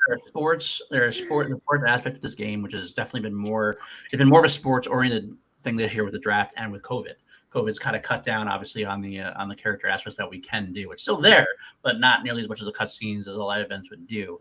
But I'm a big wrestling fan, a big character fan. So Lon Harris, I love Lon Harris' character. He's got one of the best things about him. So the more we can see Lon Harris, the better. So I kind of am rooting for them almost for that reason alone. Yeah, I think very few people in the league do character work as well as Lon Harris does. Absolutely. He's been too good, two solidly great characters. Great characters. Yeah. So there we go. All right. Any final thoughts before we move on? Huh? Yeah, the winner faces the Pride in a couple weeks. Yes. So that's going to be a good match too. That's going to be a good match. Excited to see the Pride back. Excited to see Rachel. All right. So now that we've talked about the undercard, ready for John Roca versus Ethan Irwin. Not a good one. Who do you got? This is a match that I have really gone back and forth with a lot, more than any other match I can really remember. I think Ethan Irwin is legendary as far as his knowledge goes. I'm feeling John Roca is really studying more than he's studied in a long time. I feel like John Roca has this real hunger about him, this real chip in his shoulder that he wants to prove his legacy. He wants to go against Dan Murrell again. I almost hesitate to say I think that he wants it more than Ethan would. I think Ethan's kind of let's play. It's cool. I'll do my thing. And I want the belt. Yeah, I want the belt because I'm competitive, but in a different way than John does. But man, Roca hasn't beaten Irwin yet. It's not a chip on his shoulder that Irwin has his number to a degree. I'm trying to talk myself into this to make a final selection because I don't have a final selection. That's my problem. If I had to, my gut tells me it's Irwin. But I would not be shocked if Roca wins at all. This is a really interesting matchup because I think that Irwin is the more knowledgeable person, but I think Roca is one of the most strategic players in the league, and I think he beats him by miles, especially with Finstock in his corner. I think I see this going the way that Dan Murrell versus Ethan Irwin went, where Roca just pitches a really good game, and he sneaks by Ethan Irwin. I think it's going to be tough, absolutely, but I give it to the Outlaw. All right. Alex? Come back to me. Come to you first. All right. I will come back to you. So my thoughts is I think just overall general knowledge, I do think Ethan Irwin just has it in his brain. He's got it. It's just sitting there. He can pull it. He has overall more knowledge. But I do agree that I think Roca, his strategy is just every time he plays this gets stronger and stronger. He's very strategic. I think he's extremely hungry for it. I think that the fact that he hasn't beat him yet just makes him want it that much more. I think he beats him. I think this is Roca's time to shine. I think he's going to beat Ethan. One good thing about Irwin losing, if Irwin was to lose, would be we get to see Sabrina Ramirez in the tournament. Yes, that's something and I'd like to see that as well. I would really like to see Sabrina Ramirez in the tournament, very much so. But that didn't influence my decision at all. No, it shouldn't influence who's going to win, but it might influence who you want to win. Maybe I don't know. Although part of me, God, I want an Irwin Murrell rematch because that was I almost feel like it's being forgotten considering after the Ben match and everything else. But Murrell Irwin was also another phenomenal match to have. So I'd love to see a rematch of that. So Alex, did you decide? I think the Schmoedown is going to win. You might be right. I think they're going to win. Right there, I think apparently. they're going to perform the right rituals. The necessary blood sacrifices will be made. And the Schmoedown is going to come out the real winner of that, as well as Irwin. I do think you're right. I do definitely think you're right. Roca, he's very vocal about it. He's hungry. He's really great at it. He's mentioned, several times he's actively studying. He has designated study time every single day, and I think it's fantastic. He's a competitor that likes to play with his gut, and I respect that as a manager. Thing is, and I do think that Irwin is spectacular, obviously, in every single way. He has just like so much natural knowledge and talent, which is very difficult to come by, obviously. Mm-hmm. I also just really want Irwin to win because he's in my fantasy league. I know it's not realistic, but I mean, like, I don't know what something my gut's telling him that he's gonna win. So. Have you told your co-host that at all? I'm just curious. Oh, he knows. He knows. Okay. We talked about it on air. All right. Fair enough. Well, it should be good. Either way. At the end of the day, it's going to be a good match. Definitely going to be a good match, and it's definitely going to be heated. I think it's going to be because Roca definitely wants it, and Irwin is always very good. So I can't wait. Exciting matches, man. We got a lot of good matches coming up. I gotta say, Christian had that tweet about like hold on to your butts, and that is damn true. Yeah, I think it's a perfect segue. That's why I did it. Paul. No problem. Speaking of that tweet, look at we've got a schedule, and oh my gosh, look at these matches, and just sit back. Wow. As people who break things down and reacting, we're gonna be very, very busy for the next couple months. I honestly want to almost team up with other reactors and like, hey, you do this match, we'll do this. Yeah, you do this one, we'll do this one. Break it up a little bit so we're not recording every single day. I want to react to all of them. I want to break down every single match. Well, actually, we're definitely our big breakdown person. I think you're going to be on all the breakdowns. You can break down every single match. I'm free. I'm free for everything. Sadly, I have no life outside of Schmoedown. My life is Schmoedown. I wish I were kidding. It's not. I get it. I wish mine was more. I wish I had more time to do it. Oh. Yeah, so that's the real thing right there. Sorry, Jake. Yeah. Love you, Jake. Sorry, Jake. At least you have a schedule, so you could just binge them. Just do them in like one big go and then just not think about it for a while. Go with C2A logo. Probably put Alex on there because she'll probably be on there. Just put Alex on everything. It's fine. Alex, whoever else is there. It's all about Alex. Alex, start doing all the selfies you can do, so you can different. You gotta do the face and the face and the. You gotta do all the expressions. Yeah. Brilliant. Exactly. We'll just put them in all of them and pick the appropriate ones. It's fine. Well, let's start talking about some of these coming up. Oh, that August 7th one I want to talk about, Smetz and Chandru. Is there anyone here that doesn't think that Smetz is going to win this match? I don't think that Smetz is going to win this match. You think Chandru's going to win this match?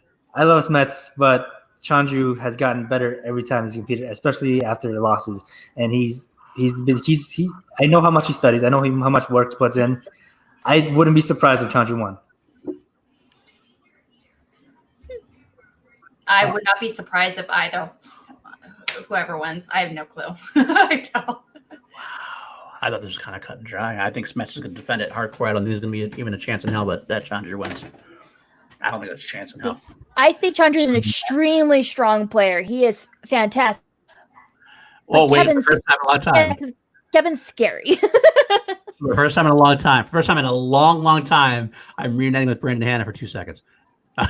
You know who is not? Who? I'm kidding. One thing is we're talking about really great Paul. competitors. Both Smetz and Chandru are really great competitors. Obviously, they're both massive presences and personality. So intelligent competitors. However, Brandon Hanna, He's the exact opposite. He is absolute trash. He doesn't know jack squat, So he's just one of those guys that he just parades every single day to sweet baby Jesus. He can get on that level, and unfortunately, he just keeps losing. So he just needs to go away. Hannah has gotten one thing. There's one thing Hannah has on all of them. He's definitely got the most punchable face of all of them. Absolutely, and we'll hit that mark every single time. It's great. That could be a new Schmoedown award. Most likely be smacked. That to me is the biggest deal of the year should be the subsection most punchable face award. Most punchable face award. But going back to I'm Chandru is a damn good player, no doubt. He's definitely studied his ass off, and he did well against Smetz last time. I just feel like Smetz is so fucking hungry right now, because he's been the guy. He's talked about it so many times that he wanted to be a defending champion, and he has not played since Spectacular because of COVID and all that shit going down, and the whole thing with Mara didn't work out, and now this Chandru thing's coming up at him.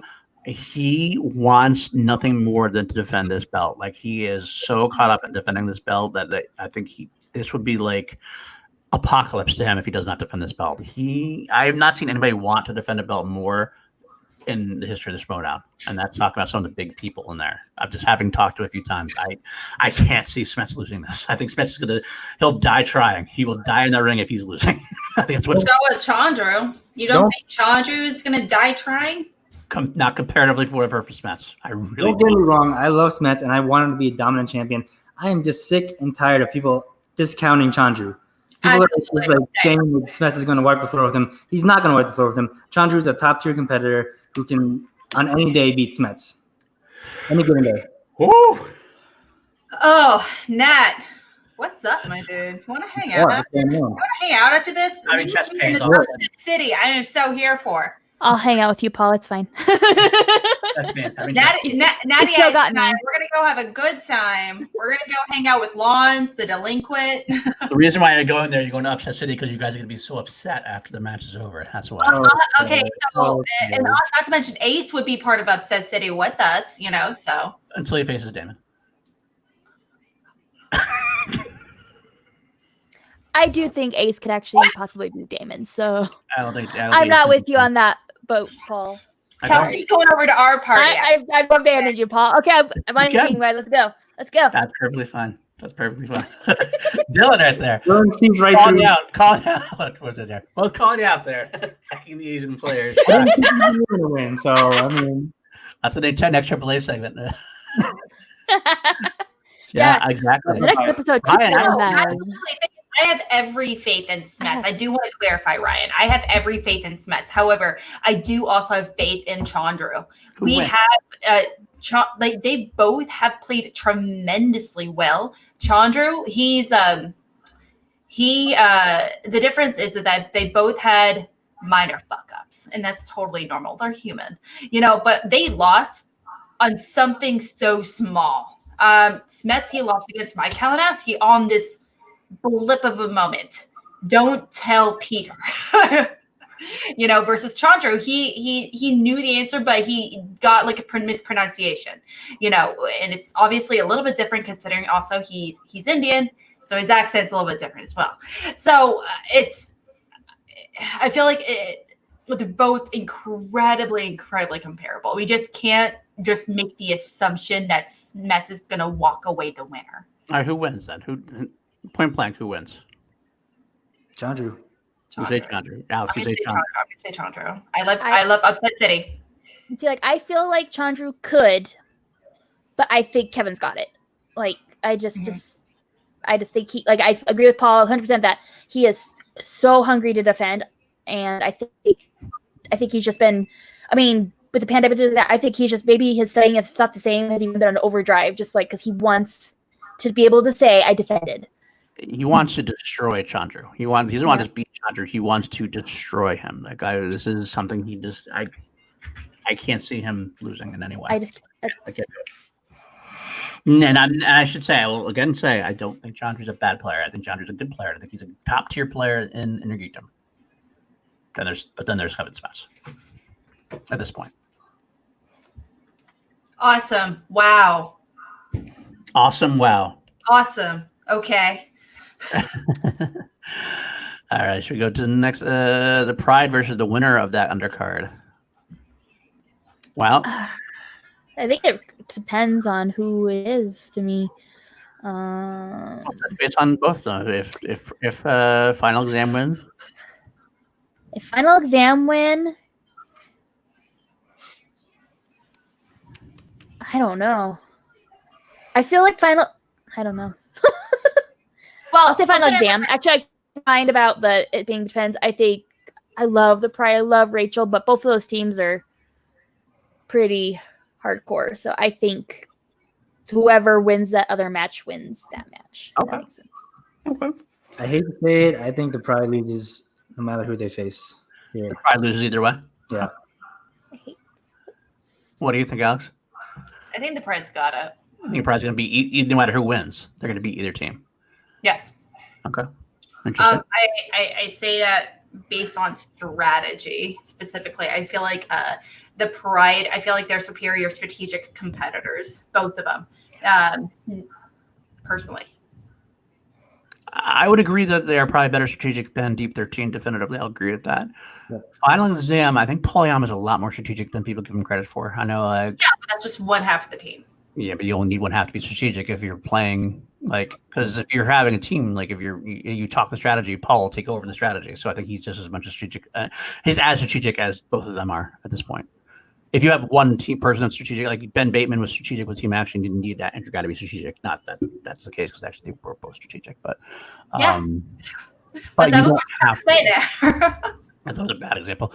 But I was saying you do have somebody who is one player. You can kind of lean on that person to be the strategic one. That's actually why they talk about like Matt actually needing a good, solid teammate to be a teammate. Because you can have that one player do the strategy side of it. That makes sense. Plus they got managers now too. That's the only thing you got to throw in there too. To be strategic. But I don't know. I didn't actually say anything yet, did I? About who I think is going to win. Yeah. Shit. I'm going to say if Deep 13 wins, then the Pride wins. I'm going to say if Final Exam wins. That's a tough one. I think that's going to be. I got to say Final Exam in my gut, but that's really going to depend on a lot of different things. It depends on how Goddard is. It depends on what the wheel is. But I really do love Final Exam. I think they're underrated as a team so far. I don't hear people much talking about them. I think they have a good shot at winning it. So I'm going to go Final Exam at that point. But it's going to be a close match either way. Yeah, I think no matter what, it's going to be a very close match, no matter who plays. I love all excited these teams. I don't want to see anyone lose. What's that? I love all these teams. I don't want to see anyone lose. That's true. Yeah, can we just have like a bunch of ties? Like just like an infinite amount of ties. I know that's not great for entertainment value, but it would make me be happy for my friends. All right. All right. What else? Should we touch base on any more of these? You want to talk about any more of these? Or is there any? I probably don't need to go over all of them. Is there any? One I would like to talk about for sure would be Moran versus White. Actually, no. Okay, let's talk about Okay, there's a lot of. I want to talk about some of the wikis. Yeah. Yeah, it's hard to talk Collins about. versus Lego. It's hard to talk about the rookies. We don't have much tape. Mm-hmm. You had some fan league stuff. Like I said, we've had conversations about people. Some people have been hyped up to us. We had Marisol on last week. Alex, we talked to Andres quite a few times a while ago. Adam Collins, I've heard great things about him in the fan. He's had some fan league experience, and he was really good in that. James White is the Golden Boy, drafted second. He had some stuff, so it's hard. But it's hard to tell without seeing them actually play the game. I think all four of them, from what I've heard, definitely have the solid knowledge to succeed. It's going to be all about whether they can handle the gameplay itself. And of course, as we also know, that this is a lot different than the non-COVID Schmoedown. So they're actually probably more at home in this kind of environment. Is what they played in the fan leagues. Very true. So it's interesting to see. I can't predict who's going to win. I want Andres to win only because I feel like I'm friends with him. So I want that one. I do. Bonnie versus Marisol. You want to hear about Bonnie versus Marisol? I think Marisol KOs Bonnie. I think she KOs her too. Yeah. 100%. Yeah. I really like Bonnie, but I did my research before drafting her on my fantasy team. Take a shot. Marisol is really good, so I think she knocks out Bonnie. I think Marisol wins for sure. I do think I would not be surprised to see Bonnie put a better showing than people think she has. I think she's kind of like taking a lot of the jokes and taking a lot of heat and kind of wants to to do well. So I think she's actually gonna might put some time into it, maybe. So I wouldn't be surprised if she actually comes out a little better than you think. But I agree that Marisol's gonna win. I don't think it's gonna be much of a challenge. But. I don't think Bonnie's going to be a challenge at all for Marisol. Marisol's pretty wonderful. I think she's a competitor that actively studies and shows up to our matches. So I love Bonnie. I think she's wonderful. She's all in a bag of chips. She's fantastic. At the end of the day, though, she's a very casual movie fan, and she's very vocal about it. She's like, I do this to hang out and have fun, and that's great. Marisol's here to play. So I think the mindset behind competing in this tournament is very, very different. I don't know about Marisol surviving past this. That's a very different conversation. I can't remember what's beyond this, honestly. But I do think Danny. But I do think that Marisol has this. I think she might TKO her. Wow, I'll bet that's a hot take for sure. I will say that Bonnie should almost definitively show up because she's at home, so she doesn't have to go anywhere. So if he doesn't show up to this match, that's really bad.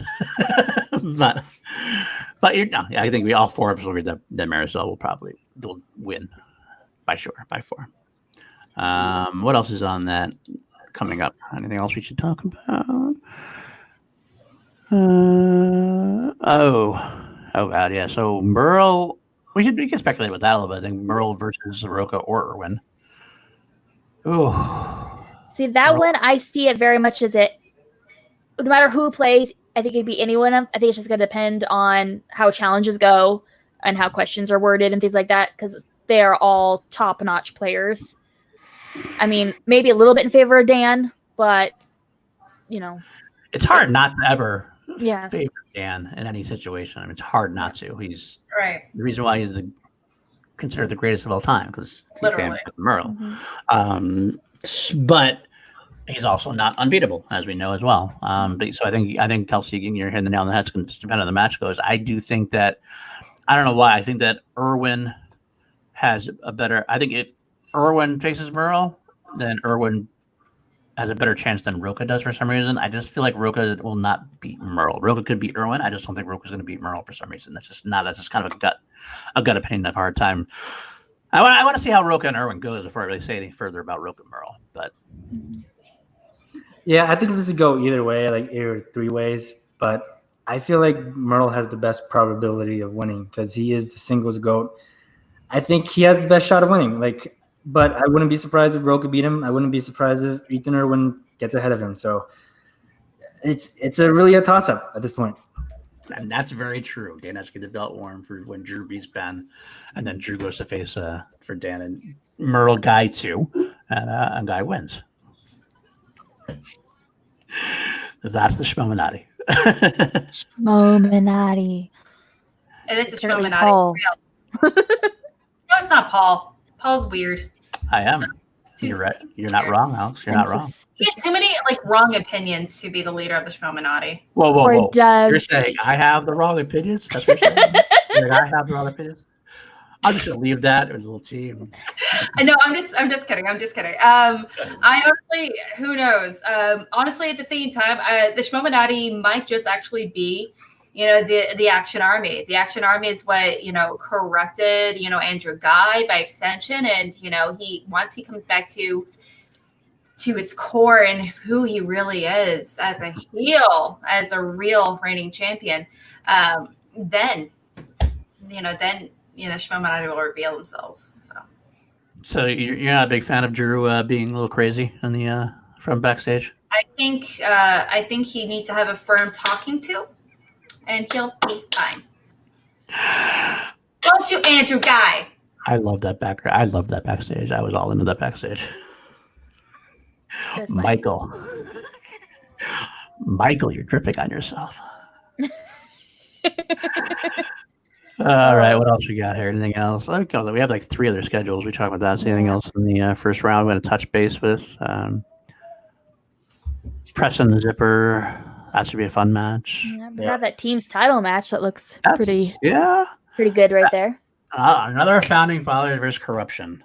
Is this Founding Fathers versus Corruption 10? What is this? How many times have they fought? Either way, I still want to see it. 'Cause I think they're definitely at different spots than they were then. So we just chances gotten even better. But Merle and Roca don't want to lose their belts. That's for sure. So. Yep. I don't know. Who do you think's got their own? This is a tough one. Since they're just on fire right now, I'm gonna go with I think Corruption's gonna pull a win. I think chances at his he's just I can't right type the right word. He's just on fire. He's at the top of his game. Mike has got his swagger back. I think they're super hungry for it. I mean, I feel like they have something to prove, and that makes them even more powerful. And I think the founding fathers have kind of possibly Dan's been kind of focusing on IG a little bit, with the study things, and also different thinking about his belt. Roca's going for trying to get the seals belt. Like their minds are slightly elsewhere, possibly. I wouldn't be surprised if they won, but I'm gonna go with Corruption. Every time they faced off, I have picked Corruption to win, and I've been right most of the time. So I'm going to pick Corruption to win again. I will also say that Chance has so much momentum right now. He has the most momentum out of anyone in the league, and I think that's going to carry him to another title. So I got Corruption. All right. I will say that it's hard to talk in a bubble, but I do say that Dan can kind of cancel out Chance to a degree, as well as Chance is doing. Chance is definitely on fire. You put him against Dan Merle, that could cancel out Chance's momentum. So it comes down to Roca versus Kalinowski. Who's got the more momentum? Who's got more of the momentum? Who's got the more of the hunger and the drive? What's going to happen between those two is what I think. I mean, obviously, there's going to be the betting round, and there's going to be the wheel spins, everything else. But if you try to make all those even, and everything comes out as an even Steven, I think right now Roca has a better handle on the singles and teams than Kalinowski does. So I think I'm going to have to lean toward the founding fathers on this one. I hate saying it. I feel like I might be wrong. I feel like I've said it before. This is exactly the same thing I said last time, and then Corruption ended up kicking their ass. So I could be completely wrong, obviously. Would not be the first time. I'm telling you about what's happening this year. 3 belts. Chancey 3 belts. That's true. Chancey 3 belts. Alex? What do you got, Alex?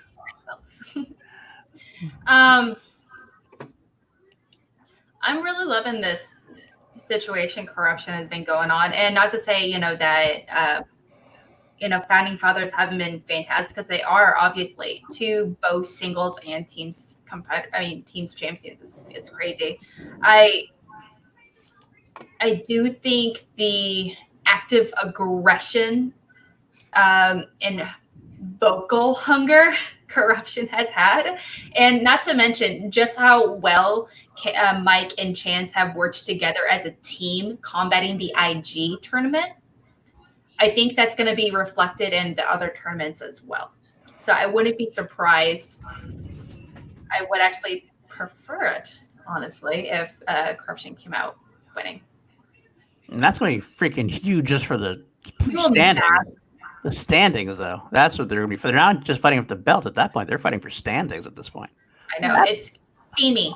Dylan in the background. He's fanning. My dude. That's right. All that credit. All that points. Damn, man. I like how him and I are on the same mindset. I mean, that's just amazing. I mean, just even think about it before going back to everything else. Exchange has 29 right now. If after the ING tournament is done, their Corruption is going to have either 27 or 28 points. So they're going to be 1 or 2 points behind. Man, that's heated. But also keep in mind that because Finstock Exchange hasn't been able to really play as much as some of the other ones, because they have so many champions and number one contenders kind of thing. They haven't had the opportunity to play as many matches. That's true. So it makes absolute sense. Now finally people are playing catch up. It makes sense that it would come out at this time of year where things would finally even out. Yeah, very much so. All right. Look at any more. more other matches. I didn't see anything else you want to talk about on that. Well, there's one at the very bottom there. I was gonna get there. Should we? Is there any other round ones we want to like even throw out there as something? I mean, Franco and Tom is a match I really want to see. Franco and Tom are going to be that's a good one. That's the one I'm looking forward to the most really good one in the tournament. And we could have breakdowns more solidly next Wednesday because these are August. So each week we'll go into deep dives on those. Go into deep dives. But as far as that goes, I really want to see Tom versus Tim versus Tom, because that is going to be an amazing match. I think Tom has great knowledge, but he's not quite as far as like the gameplay goes. I feel like on his own he might not quite be there yet. Tim Franco, he's raring to go. I don't know who I could pick in this one at this point. Tim. You're going Tim Franco over Tom at this point, definitively. 100%. Okay. 100%. I go with Tim too. Yeah. I am just gonna go with Tom just to be different, because I think I picked him in a bracket, but I feel like, is Tim Franco undefeated? No, he lost one match, but Tim Franco is really, really freaking good. Like, he can beat anyone in the league. So I don't know how to call it.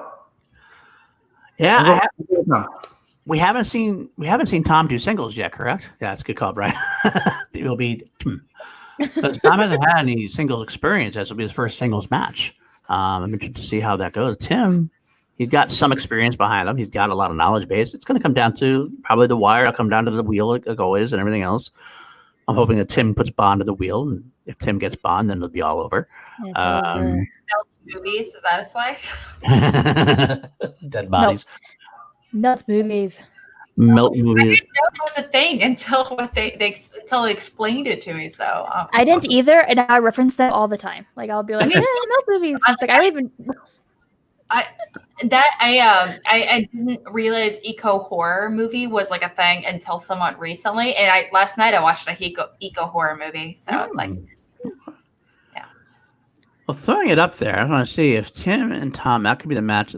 That could be determining that whole side of the bracket. I think whoever wins that might be the person who makes the Final Four. I mean, Preston's obviously a tough draw. Mm-hmm. Irwin or Roca, tough draw, and I don't really know again about Sabrina or Jen Kemp, but I mean, that's a pretty good, solid pick if somebody picks that. So I'm going to go with Tim as well, because Tim's a friend of the show. That's what I'll say. Tom hasn't been on the show yet, so I won't vote for Tom yet. I mean, I love Tom anyway. I mean, I'd love to have Tom on the show, but Tim has been a good friend for a while. So I'm going to go with Tim, because I know he's been studying hardcore for it. And I'm going to hope that they put Bond to the wheel for him. He's Tom is also like one of those people. He has a lot of he's just naturally incredibly knowledgeable. Yeah. As far as I've been told, he's not a studier at all. So I mean, and he doesn't really join sessions or anything like that. And he doesn't really strategize. He just goes in with pure knowledge, and that's really great. But at this, when you're competing against, people at, this active level that we are kind of accustomed to now, that's a very different conversation. Tom, he would have been a champion 3 seasons ago. Yeah. Hands down. Yeah. That's just a different Schmoedown world, though. Yeah, I mean, it's good for Tim, because you get to not have to worry about driving to LA. You can do it from the house, from his house. So where does he live? Arizona. Oh, I forgot about that. I knew he was like technically within driving distance, but yeah, he's driving distance, but he never was able to come out. Driving distance. Me and Dylan actually ran into Tim Franco at the Tucson movie theater. Right. Ask what you can receive. We did run into Tim at the movie theaters, and it was awesome. We watched Godzilla. Great time. He wasn't so awesome. Running into Tim Franco. Just watching Godzilla. That is the most obvious thing I've ever heard in my life. I love Dylan dark shadowing us today. This is I do too. Popping little nuggets of info and then just it's just so Dylan. I'm not gonna do any of the work. I'm not gonna do any of the work of this thing. I'm just gonna sit in the background, watch you guys all do the work. I'll just throw in my little. Every once in a while, I'll come in and throw some money, and I go back up. I'll put it back there. Yeah. Comes in, gets out. Dylan is the real Schmoeminati, to be honest. Yeah, I think that's what's really going on behind the scenes. Dun dun dun. Twirl that mustache, Dylan. Twirl that mustache. So that's the one I'm looking forward to. But now beyond that, we'll break into other ones later on. But let's talk about that. Let's talk about that 827, that doubleheader on YouTube. 827. Ghai Bateman 2. We're obviously gonna have a big deep dive about that at some point, obviously. But We know who we want to win. We know who's going to win. Yes, we do. We know who's going to win this Yes, match. we do. It's going to We be know. Andrew Guy. No, it's going to be Ben Guy- Bateman. Andrew Guy's going to destroy him because there's not going to be. Ben Bateman's going to annihilate Drew. How did you get on seat 2A, Kelsey? I don't know. Yeah. How did you? Who did you slip money to get in here? Like with that. No, our secret now, Dylan. Yeah. Dylan takes bribes. That I will say, Dylan definitely does take bribes. It was money well spent, though. I would love to see Guy beat Bateman. So hard. It would be awesome to see, just because I want to see Guy Merle too. That's one of the ones I wanted to see since Guy Merle won. I want to see Guy win the title. I want my pitcher from this Action House to be a future pick instead of a past pick, if you know what I mean. The one with him holding the belt. I don't know, but it's going to be a fun one. That's going to be the thing. They're both going to get the character. Obviously, they're both going to give it their all. They're both going to. I think Ben actually has a chance of like psyching himself out for this one. Yes. Because one of those things where like he's supposed to win.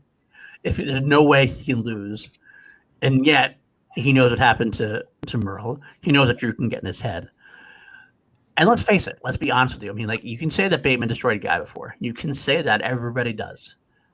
But how many times have you ever seen a spinner's choice, opponent's choice go any which way besides a thrashing? It's very rare that a spinner's choice I've opponent. seen it go the opposite, where people have spun opponents and won, and the other person got spinners and lost. So... It's much rarer, though. If but you it did a stat- happens. But You guys are cute making excuses. It's adorable.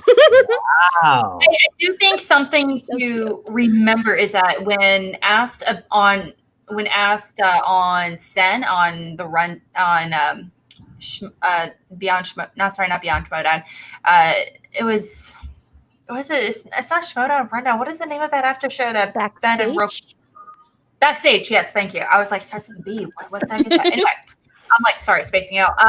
But he said, but he even said he's not mega comfortable. He's going to walk away with a win. He is like 51%. He's confident he's going to win. His words, not mine. So modest. It's so charming. And you know what? Yeah, absolutely. You can be modest going into it. So. But he said he's even admitted he's a great competitor. Guy is. He's very people really underestimate him. He defeated Roca. He defeated Riley. There was a time where he arguably Guy carried the team, and that's a very different time, obviously within Schmoedown. We cannot forget.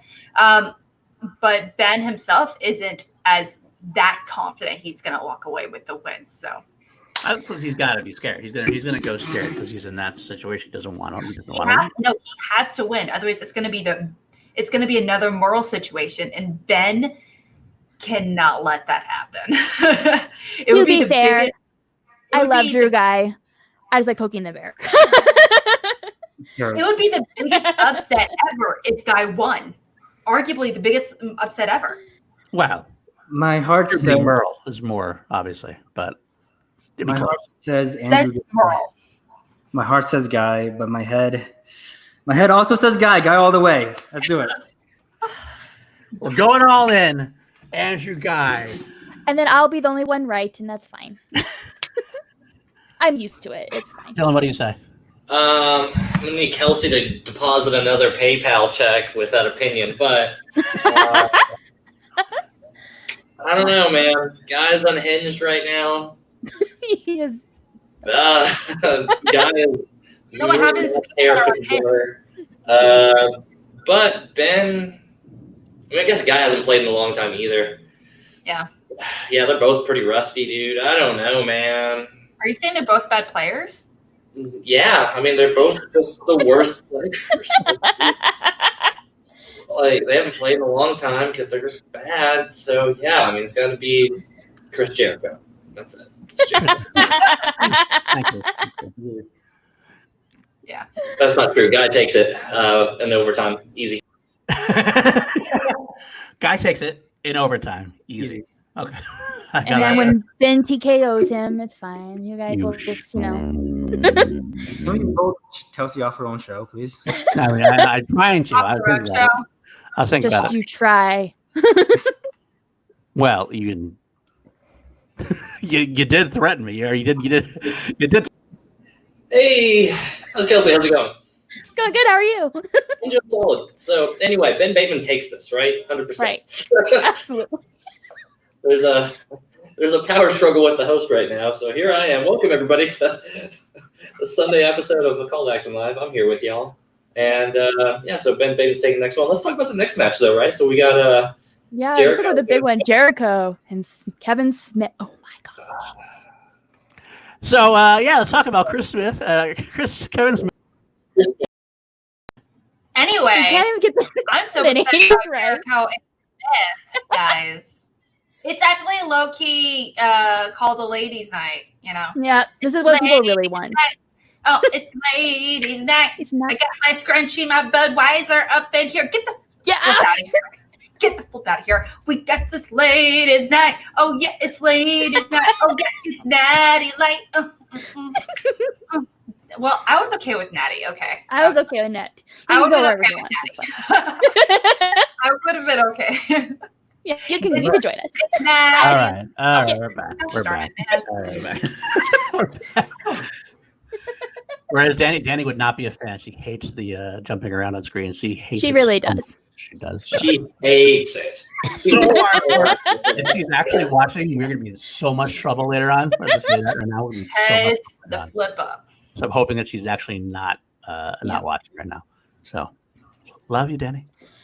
Anyway, but to say, I mean, honestly, at the end of the day, Ghai Bateman's gonna be a lot of fun. That's the most important thing about it. No matter who wins, no matter who loses, that's gonna be they could both be full character, going to be both full of promos. They're going to be ripping and roaring. It's going to be a lot of fun to watch. It's going to get the Action Army up in arms. We get to watch it. And that's the undercard. That's the undercard of a match. And so that's going to be a long night of Schmoedown that I don't even know if we're even prepared for. So, but I'm looking forward to it. And so should we talk about the other match? That's the other. Real quick, I'm just going to remove myself from. Okay. There we go. Oh, putting Kelsey back in charge? Yeah. Okay. Back on top. The host should always be right here. That's true. That's always the most fun. Real quick, I want to say something about the Jericho Smith match. All right. So, weird backstory, stuff like that. I used to be married. I'm not anymore. But I was really Schmoedown at the end of my marriage. And the person I was married to was not in Schmoedown. This person asked me if I could send them the link to the Chris Jericho Kevin Smith match because they wanted to watch it live when it happened. So that's how big this is. That's pretty big. That was pretty big. Yep. So I am so excited for this match. I mean, not only because first of all, I don't follow wrestling. I don't really know that much about Jericho, but what I've seen with him in the Schmoedown stuff, I think him against Kevin's, their dynamic against each other is going to be great. I'm super excited for it. So here's the thing. I would root for Kevin Smith over almost anybody, but Chris Jericho is my favorite wrestler of all time, and I will never root for a single person against him. I've got the demo god all the way, baby. Le champion. A little bit of bubbly. Okay. I don't know which way to go on this one because Kevin Smith's obviously a movie fan. I think Kevin Smith can put his own movies on the wheel. I don't think there's any reason why he's not allowed to. But I don't know if Kevin's recall. I don't know about Kevin's recall. I think every time I ever watch him in a podcast or whatever else, he's kind of one of those guys who's very knowledgeable but doesn't recall things quickly. He's kind of like, he's like, oh yeah, what's that, and that can kind of kill you in a Schmoedown match. So Chris Jericho definitely had a lot more knowledge, but he's also been hitting the head a lot too. So who knows? His recall isn't as good either. Who knows about that? A little bit of the bubbly. I do like both of them. I think they're both awesome. I think again, this is going to be about more spectacle than anything else. I mean, this is going to be a lot of fun either way. I can't wait for the promos. It's going to be everything. They're chronicling. Oh, it's going to be so freaking sweet. If I had to pick, I think it's got to be. I got to go Jericho at this point. I do think it's going to be Jericho. Not counting Smith out, but I do think Jericho's going to do it. I do. I'm rooting for Jericho. I made the list. I'm rooting for Jericho. I think Smith has the knowledge. I think you're right that we'll see about his recall, but I don't know. I think I've like seen him live and stuff like that. He thrives off that kind of environment, things like that. I think he'll do well in Schmoedown, if that makes sense. And so I think it'll be close. I think Smith's gonna pull it. Okay. What about you, Alex? Do you have any thoughts on it? Jericho. I love going in depth analysis, blah, blah, blah, and Alex, Jericho. To be fair, we don't know what these people know. We're just picking who we like, who we think will win. I'm not basing it off that. I'm basing it off the fact that I think Smith is wonderful. I think he's all that bag of chips. I do know that he's also one of those competitors that, he's just like, a lot of other people, just like Tom, he has a lot of casual knowledge, but how often does he actually study or whatever it may be? I've heard Jericho studies. I wouldn't be surprised. Maybe they're exaggerating. Maybe they're lying. I don't know. But I was told their word, and I quote, the dude actually studies. Surprise. I wouldn't be surprised at all. He's definitely got a lot of film knowledge. I know that for sure. Yeah. Read his books. You know that. He talks about film all the time. He's been in Kevin Smith movies. He was in MacGruber. Oh, I forgot about that. Come on. How can you go wrong with that, right? Yeah, that's kind of what I was saying before. His knowledge about film, his recall is sketchy. That's kind of what He can't recall his own movies very efficiently. Yeah. He'd probably be like, what country does Yoga Hosers take place in? France.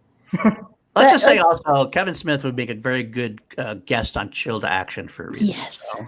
That's the thing, too. I think that's what will make a difference. How is he going to go into the match? I think it's a big thing. Is he going to go into the match in the same mindset as he does on his podcast, or is he gonna be like, I know I'm gonna be doing movie trivia in like 2 hours, I'm going to refrain and be sharp for it? Possibly.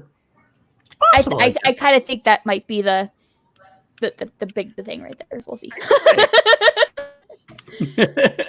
I wish we got a live. I wish that was a live event. So that's one thing. I mean, imagine that event live. Smith versus Jericho, Ghai, Bateman. That as a live event, holy shit! I mean, granted, it would have been Ghai Kalinowski. That's what Christian said. If we had a live event, it would have been Smith, Jericho, and Ghai Kalinowski. But still, even so, that'd be a hell. Take all my money. Yeah, absolutely. I do. And Party J is right. I do. I kind of hope that Rachel's at the desk for that reason. Yeah. She's a big Kevin Smith fan, and she's also a huge AEW fan. So that would be perfect. She's like the perfect person to be on the desk for that. Although I think we're gonna get Christian and Mark on that for that. Yeah, you gotta have the brand in mind. You gotta have the whole thing. That's probably bring Rachel on for the post-match interviews or something. Just find an excuse to get Rachel on that screen. we're trying any way we can, Rachel, to help you out. We're trying, Rachel. Yeah, that's true. Demand Rachel. So, now, what do you guys think? Just off the top of your head, do you think this is a one and done kind of thing? Do you think they're gonna do this match and that's gonna be all we're ever gonna hear from them? I think so. I think it's a one and done, at least for sure this season. But I think when COVID and things are gone and there's live events and things, I could see them being asked to come back. You know what I mean? And if not against each other, against other people, because I think I'm sure this whole thing was with the intention of them being a live event. And that because of live events, they can't be. So if the opportunity then arises again for some sort of live event by probably either one of them, I don't think they're going to sleep on that. So this season, yes, one and done. Future seasons, I think they're coming back at some point. I think they're definitely going to be asked back, but they're both just so busy, especially once COVID's over. Chris Jericho's going to be like touring the world, wrestling every week. So I don't see them coming back. I think it's a miracle that we even got them for this one time. So I'm not going to I'm hopeful that we get them back for some more, but I'm not holding my breath. Yeah, sure. That's a good question, James. I don't know. I miss Sturger a ton. I love Jen Sturger, and she would definitely be there to handle Jericho very well, and I'm sure she handles Smetz. She can handle anybody. She's just complete and utter professional. So I don't know. I hope so. I hope we can get her to come back in for that. Free Jessica, exactly. So, but we'll see. I have to see. All right. Anything else about that match before we move on? We're good. Okay. We're good. All right. And let's see. We're on the last part of the schedule, I think. Yeah. Let's see what you want to talk about for that. Let's see.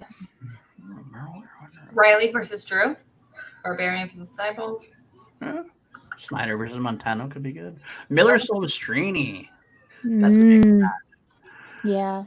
It almost sucks that we have two of our stronger women facing off against each other in the first round. I've heard people say that before. I'd love to see this match though. I do think Rachel has chip on her shoulder still. I think she still wants to prove herself. So I can see her really taking it to Liz. But Liz is also she's proved herself pretty good last year. She didn't quite make it to the tournament, but she did well. I think you could see a good solid first round match there. I'm looking forward to that one. Yep. I think the Switchblade is out for blood, and so I think she's gonna win. Okay. Right. I love Miller. I love her, but I just know. I think Switchblade's got it. Yeah. Same. If you do want to mention Riley versus Video Drew, I know that Riley has been doing a lot of studying and like his Patreon and stuff, and that supposedly, from what I've heard, he's done very well in his studying in the Patreon. So I'm interested to see if Riley is going to be like a Roca, taking a step back, or he's like solidly, he's a former champion, and if he can make some kind of like solid run because he's like committed to coming back full time. I mean, COVID does crazy things. He's a lot home, doing a lot more stuff at home. He can maybe had more time to study. I'm interested to see if Riley's going to be back to being a strong presence as a singles competitor, possibly. Mm-hmm. Go Go ahead. I think this is a really interesting matchup because whenever I predict a bracket, I always sprinkle in a few upsets. This is my upset. I think Video Drew is going to beat Mark Riley. I think Mark Riley is really good when he's on. But I also think he's very inconsistent, and depending on how much work Video Drew puts in, I think she can beat him. Could beat him, absolutely. I don't think either way. I'm not predicting it. I can't predict right now. I'm gonna have to look into it a little more. But I mean, either way, Drew could definitely win. That's no doubt in my head that Drew could win. Besides just the match and the actual gameplay and stuff, what I'm mostly interested in that match for is the kayfabe, seeing how Mark Riley deals with Video Drew. I'm excited for that. I think you're just going to see a lot of confusion on Mark's face. I think that's I'm going so to be excited for it. A little bit of okay. Yeah, just lots of. You got any thoughts, Alex, about that? Thoughts, Alex? I work with Drew very regularly. I'm very biased when I say this. I train with her very regularly. So, okay. I don't train with Riley, obviously, or anyone in the Fidstock Exchange. But I do know Drew, she's very hungry to redeem herself. That's the thing. She's very similar to Rachel Silvestrini. She's also not only very hungry to prove herself because her singles records, 0-1, does not reflect her knowledge, and where she has in the past clearly thrived in a team environment. And I do feel like obviously we're going to see that continue for the rest of the season. But I do think that Drew, for Drew, she's so knowledgeable. However, for her, it's really going to be where her mind is at, if that makes sense. It's just going to be, just like any competitor, it's just because, it's just, is she going to be doing her thing as Video Drew? Is she going to focus on the knowledge? What, Right. So Right. It's going to be a lot of different directions. Okay. All right. Let's see. And actually, from the chat there, that's another one that could be good. Barbarian and Cybold. That could be very cool. Depending on what's going on with him. I think again, Whitney always seems to be snake bit. He's such a knowledgeable person, but he always seems to have bad luck. But Barbarian is definitely hungry after losing the chance in the IG belt, the IG tournament. Super hungry. Super hungry. But I don't know. So that's another one of my favorite matches I'm looking forward to too as well. Because I think they can actually play off each other very well too. I kind of like Whitney as a character. And Whitney's not really a character; he's kind of him. But what I mean? Like those two together make for an interesting pairing. Yeah, definitely an interesting dynamic that I'd like to see. All right, Kelsey, anything else? I think that's it. Unless there's any other matches on that part of the schedule you want to talk about, we can move on to Call to the Network. No, I think we're good. All right. I think we'll get to more when we as we get further on. Yeah, Absolutely. This is our shallow. No, can't say shallow dive. That's bad to do. You don't want to dive in shallow water. Yeah, that's bad. Wade in. Not Dipping our toes in a little bit, testing the waters. I caught myself a little bit. So Later on, we'll do the deep dive as we get closer to them, obviously. But Yeah. So. All right. Well, then we're moving on to Call to the Network, where we talk about all the awesome shows we have coming up this week on our channel, starting with tomorrow. Paul? Yeah, we actually have 3 great chills in a row, but I'm only going to mention one of them for now. Tomorrow, we have a great competitor, and I'm just going to not say anything. I'm just going to play the vid.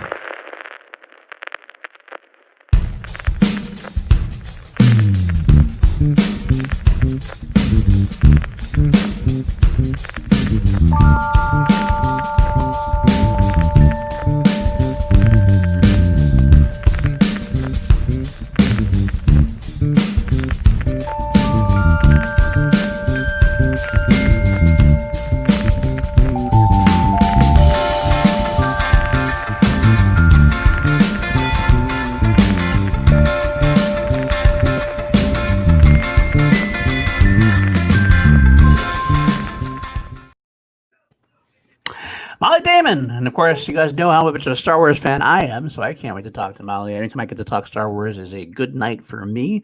And she's actually been on the Certain Point of View podcast as well as a new host, so we get to actually talk as colleagues as well, to a degree, as a fellow Schmoedown after show type person reactor. So I'm looking forward to that one quite a bit. So yeah. That's tomorrow at a special time. By the way, I should definitely mention, keep forgetting that special time because she's an East Coaster. We are going to go 6:30 Pacific, 9:30 Eastern. So it's a little bit earlier than usual, so mark that down as well. We'll be back to our regularly scheduled hours the week after that. Yes, please mark that down. We already have the link up on YouTube, so go put the notification bell or whatever because you're not going to want to miss that episode. Yeah, that's true. Going to be a lot of fun. Fantastic. Love All Molly. right. And then a couple days later, Alex, what's happening on Schmoedown? In honor of John Roca going up against Ethan Irwin on Friday, I will be hosting a Roca Outlaw-themed Schmoedown. He's going to be my co-host for that day. And also Eric Rodriguez as well as Dwayne Burke are going to be my competitors. So it's going to be, kind of a rematch per se after Dwayne won previously. So it's going to be really, really fun. We're going to be talking about his best moments, his weirdest moments, his worst moments, best interviews, all that good stuff. So it's going to be a real fun time. It's going to be on Wednesday at 9:30 Central. So definitely please come hang out. And yeah, it'll be awesome. Oh, that sounds fantastic. Can't wait for that. All right. And hey, Nat, Dylan, any AAA lives happening? Totally live. AAA Live? I don't Camacho on myself. It's currently on hiatus, but check out the past episodes because they are timeless. Yep, those stats are only getting better with the tournaments creeping up. But I got a suggestion for you guys. We're doing it live. I don't believe in going into like one of our 15 chats to run this by suggestions. Okay. Who wants to hang out on Thursday? Maybe even on Twitch. Ooh, there you go. So, as good of time as any, as the Schmoedown chat. I'm not in the Schmoedown. Get out of here. Only someone in the Schmoedown would say that. So, listen, guys. I didn't shave my mustache for this, all right? They know this. You guys don't know this. But we've been trying to think for a little while. I mean, we've got chill, and that's chill. But we don't really get to hang out with us. We don't really get to get the whole podcast together and just talk absolute nonsense. I mean, you think, yeah, this is kind of constructive nonsense. This is constructive nonsense. Through. But what if you could just come in and we're just talking about pineapples? What if we're talking about weed and politics? You don't want to go politics. We're going politics. No. But we want to have the open floor to go across the board. So you know what? I'm pitching it live right now, guys. Thursday. Let's hang out. Let's do it on Twitch. We can cross-stream it on the YouTube if we want. We can make it real special. Who wants to tune in for that? I'll tune in for it because I want to hang out. That's what's up. That's my pitch. Alex, you look gorgeous. You've never looked better. I'm watching me are twinning so hard right now. Hold on. I can't tell them apart. We've actually talked about doing Twitch for a little bit now. We've tried to do our own thing. We've been talking about doing a show which was like not Schmoedown related necessarily. I mean, it won't be out loud. We can talk about Schmoedown, but We can talk about anything we want to talk about, movies, music. We talked about that for a while. I love that Dylan just kind of came out and says, we're just going to announce it and go with it because we've been sitting on it for a while. That's the kind of leadership I like to throw in whenever I get the chance to have an opinion on it. There it is. We're going to try. We'll try things out. We'll throw it in there. And whoever's going to be on will be on, and whoever else will be watching. So be a chance to talk to us on a more personal level, I think. Yeah. Find out our Matt and Danny and Matt. You get to talk to me. Talk with Matt, Danny, and Matt. I will not be there. I'll talk sports. I won't lie. You guys talking about sports? I will be mad bored. I will say this show is canceled. And Alice will be doing a makeover class. Yeah. Yeah, we will do makeup tutorials all day long. Call the facial hair. Can we just talk about like that? I just still want to talk about what we were talking about like a few weeks ago. You, Kelsey, and I, we just like talked for like a good 2 hours over like weird like. I'm telling you, every single day after we come up with a chat, I'm just like, why are we not putting this on Twitch? Like, Okay. I just want to clarify. This is that like no. Okay, we were talking about like kink shaming. Yeah, we were talking about kink shaming. I have yeah, opinions on that. we were talking about kink shaming, and so I am against kink shaming. However, I was saying if you want to lick my toilet, I will make fun of you for that. I will make fun of you for that, and that is something I will shame you for. Yeah. Yeah, you know what's up. We don't know. We're involved. We're trying to like slowly. And there are certain kinks that I deem acceptable, and there are some kinks that I do not deem acceptable. But we're gonna save that for Twitch sometime. On the Kelsey Run Kink Talk. Thursday, things are going to go totally off the rails, and this we won't let this be a totally call to action exclusive thing either. I want this doors to be, down the road, maybe not on this very first episode, but, we want to have it open to have as many people come through. I mean, competitors, if they want to hop in, cool. If we just get random other podcasters. So, guys, see you, buddy. If you want to pop on in and talk about kink shaming, let's do it, buddy. Sugar Bear. Love the Sugar Bear. So, yeah. Yeah, so Good literally. love talking about kinks. So. Max, I did a quick pop in. Max, if you want to come in and talk stats and talk about how you do all the work for me and that on our show, you can always do that. Wow. We are running off the rail. Yeah, we're totally off the rails. Anyway, guys, that's my. Probably Dylan shows up. Make sure to follow me at Camacho Octo right here, and make sure we're going to check out Thursday. We're going to see. I guess we're doing a show on Thursday. Yay! I'm so excited. I'll be watching you very well with everybody else. Oh shoot! This isn't coming off, guys. It's permanent, and So I this love is my it. face now. On the show with the outlaw like that and see what he says. I have like a nice aftershave look. I'm like all gray toned. Hey. All right. Hi, Hey, Mac boo, Daddy. Girl. I've always been the daddiest of Max, so this is appropriate, if anything. Let's be honest.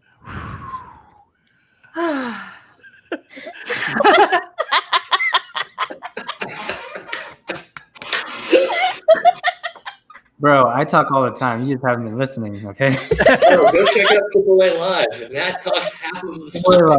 Yeah. Very, very good show. I wouldn't say successful, but, get those views. There's no thumbnails on Twitch. You're welcome. There you go. You're good. You're okay, Jake. You're okay. All right. I think we've done enough. I think we've done enough damage at this point. All right. Well, then you'll see us on Call to Action Live too on Sunday. So we'll see you next week for that. Plus, probably breakdowns. We'll post and keep you posted on social media when those are ready. True. All right. So we are ready for questions from the chat. What do you want to ask us? If you have some questions that are really off the rails, save them for Thursday. Why don't we want to plug ourselves while we wait for questions in the chat? Absolutely. We should also wait to plug ourselves for the Twitch show too, possibly. But let's talk about where we can be found. So, Alex, where can you be found? You can find me in the bathroom shaving my gorgeous mustache and beard. That's 10 times more majestic than what you can ever grow. I don't know about that, but maybe. We'll see. I stand by it. Have you seen this? Have you seen that? What is that? It's a caterpillar. It's a fighty caterpillar just hanging out in your face. It's taking a nap. First of all, how dare you? How dare that caterpillar just land on your face and take a nap? It is embarrassing, my dude. You. It is. I bet Andrew Ghai doesn't even like it on your face. You're wrong about that. Andrew Ghai I bet he doesn't looks at that caterpillar every single time. He's like, "Damn, it's still there." Alex, what about mine? Embarrassing. It's embarrassing. No. At least yours looks pretty clean. That's the difference. Yours looks nice and made up. It looks brushed and combed and everything. It looks nice and fluffed. I don't know. Yours is like going in different directions. It's got a mind of its own. It's a legendary alien being. It's like that's it's almost like it's a caterpillar that's just taking a nap on your face. It's Anyway, absolutely I'm Alex Mack, part of the Call to Action crew. You can find me on here. You can find me every single Wednesday hosting Schmoedown. It's a fun time where we really dive into some really weird and fun, really necessary questions asked when it comes to Schmoedown. It's gonna be a fun time. Like I mentioned, this Wednesday I'm gonna be having the Outlaw himself co-host a match with me, and we're gonna be making some changes to Schmoedown. So coming in hot, get excited. Also, on Tuesdays I co-host a show called Cinema Bias, where we dive into our personal movie biases. So both Video with Drew and I, we swap movies every single week. On Tuesday, I'm watching Pee-wee's Big Adventure. I have no desire to watch it because that movie is absolute trash. And next week we're going to watch Akira. So it's going to be a real fun time. We're going to be doing that. And also every Monday and Wednesday, I host a show called Outlaws with, called Mornings with the Outlaw, where we dive into movie news of the day, of the week, whatever you want to kind of chat about. So get excited. You're breaking my heart, Alex. You always break my That heart. mustache is breaking my heart. Why is it here? It's so unnecessary. It is The mascot of the Schmoedown. Natty, why don't you tell the good folks where you can be found? You can find me on Twitter at NattyIce44. You can also find me at my house playing video games, but please don't. Social distancing. And, check out AAA Live. Good stuff. There you go. I almost did. If she said anything more, I probably would have. All right, Paul. I'll throw where the people find scrunchie you? over the hat. So we can get violent. You find me at Paul_D'Amusio on Twitter. You can find me on Chilled Action with my favorite co-host, my work wifey, Danny Joy Ramirez. You can find me on Action Industries YouTube channel, a show called Class Action I do with Richard Eric Jarvie. That's what we're doing this week. We just did Taking a Pelham 1-2-3 versus Unstoppable with special guest Eddie Green. You can find that on Saturday from Saturday's episode. You can also find me on PLD Projects, where I'm going to be talking about V, and I will be eventually, as soon as I can get a couple tweaks in, talk about the Harris dance, making you love that Harris like I do, or die trying. So, Jake, shut your mouth. Love you guys all. All right. And you can find me at KelseyKins90 on Twitter and Instagram. I also run the Call to Action Podcast Instagram, so you can interact with me there. T-Public, we have merch. We have masks. Wear a mask. I do also now have a Twitch stream where I am gaming on there whenever I get a chance. I will probably be on later tonight playing Firewatch. So if you have nothing better to do than hear me, say stupid things while I walk around in the woods, come follow me. It is twitch.tv/KelseyKins90. I'm super close to affiliate status, so if you can follow me, that would be great. Sweet. All right. Let's see these questions in the chat. Let's see. Has Alex watched any good movies yet that is not Pee-wee? Yes. I was actually introduced to several movies for the first time, and I do want to clarify. I honestly haven't seen Pee-wee. Thing is, I do want to say I say that because going in, I've seen a handful of scenes from the movie, and they just make me visibly uncomfortable. They make me cringe. They make me physically, my stomach, I start getting headaches from the sound he makes. I don't like the way he looks. I don't like the way he sounds. I don't like the way he laughs. I don't like anything about his character. And I don't like a lot of the visuals associated with his character. So as a result, I am really not excited to see this movie in particular. It's okay. It's okay. It's not your fault. It's okay. It's not your fault, Alex. It's not your fault. It's not your fault. I know. I mean, I literally get sick watching it. Like, I'm not exaggerating. It literally makes me uncomfortable. What is the best Harrison Ford movie that isn't Star Wars or Indiana Jones? Or Blade Runner. Blade Runner? I have to agree, Blade Runner. I'll go Blade Runner 2049. 2049. I'm more of an Indiana Jones girl. I'm not gonna lie. Are you though?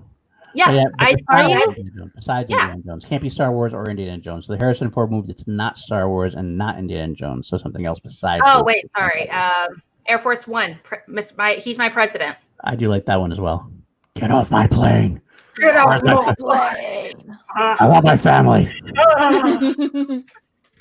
Also, do like What Lies Beneath. I think that's what it's called. Yeah, No, that's rated. very meta. I love what I love that movie. I think it's Yeah. good. That one as well.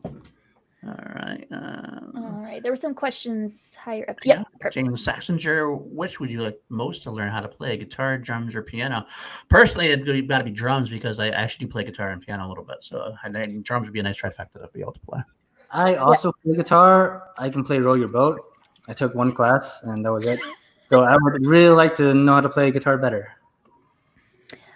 Yep. I also play guitar. I'm not great, but I could play basic songs on it, something like that. Piano, I actually play bass, electric bass, violin, viola, and I've even dabbled in cello. So I do have kind of a musical ear. So I've figured out songs on the piano, but drums I've never touched in my life. So I'd say drums because I've never touched drums. So.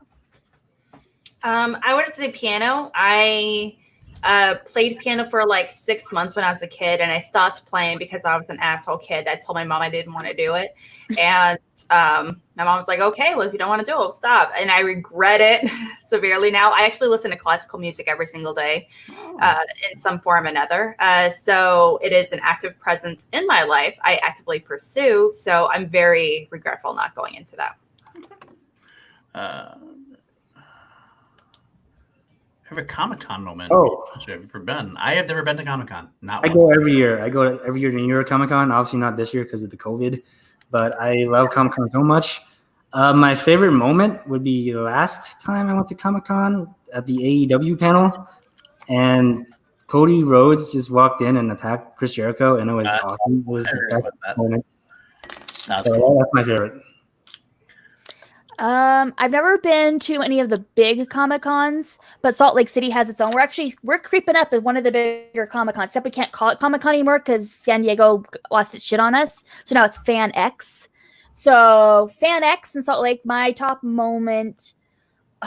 I'm really boring at Comic-Cons. I don't go to the panels or anything. I just go by art. That's pretty much what I do. So I guess getting to meet Greg Horn, who's one of my favorite artists, and buying like $400 worth of prints from him is probably my highlight from Comic-Con and getting them all signed.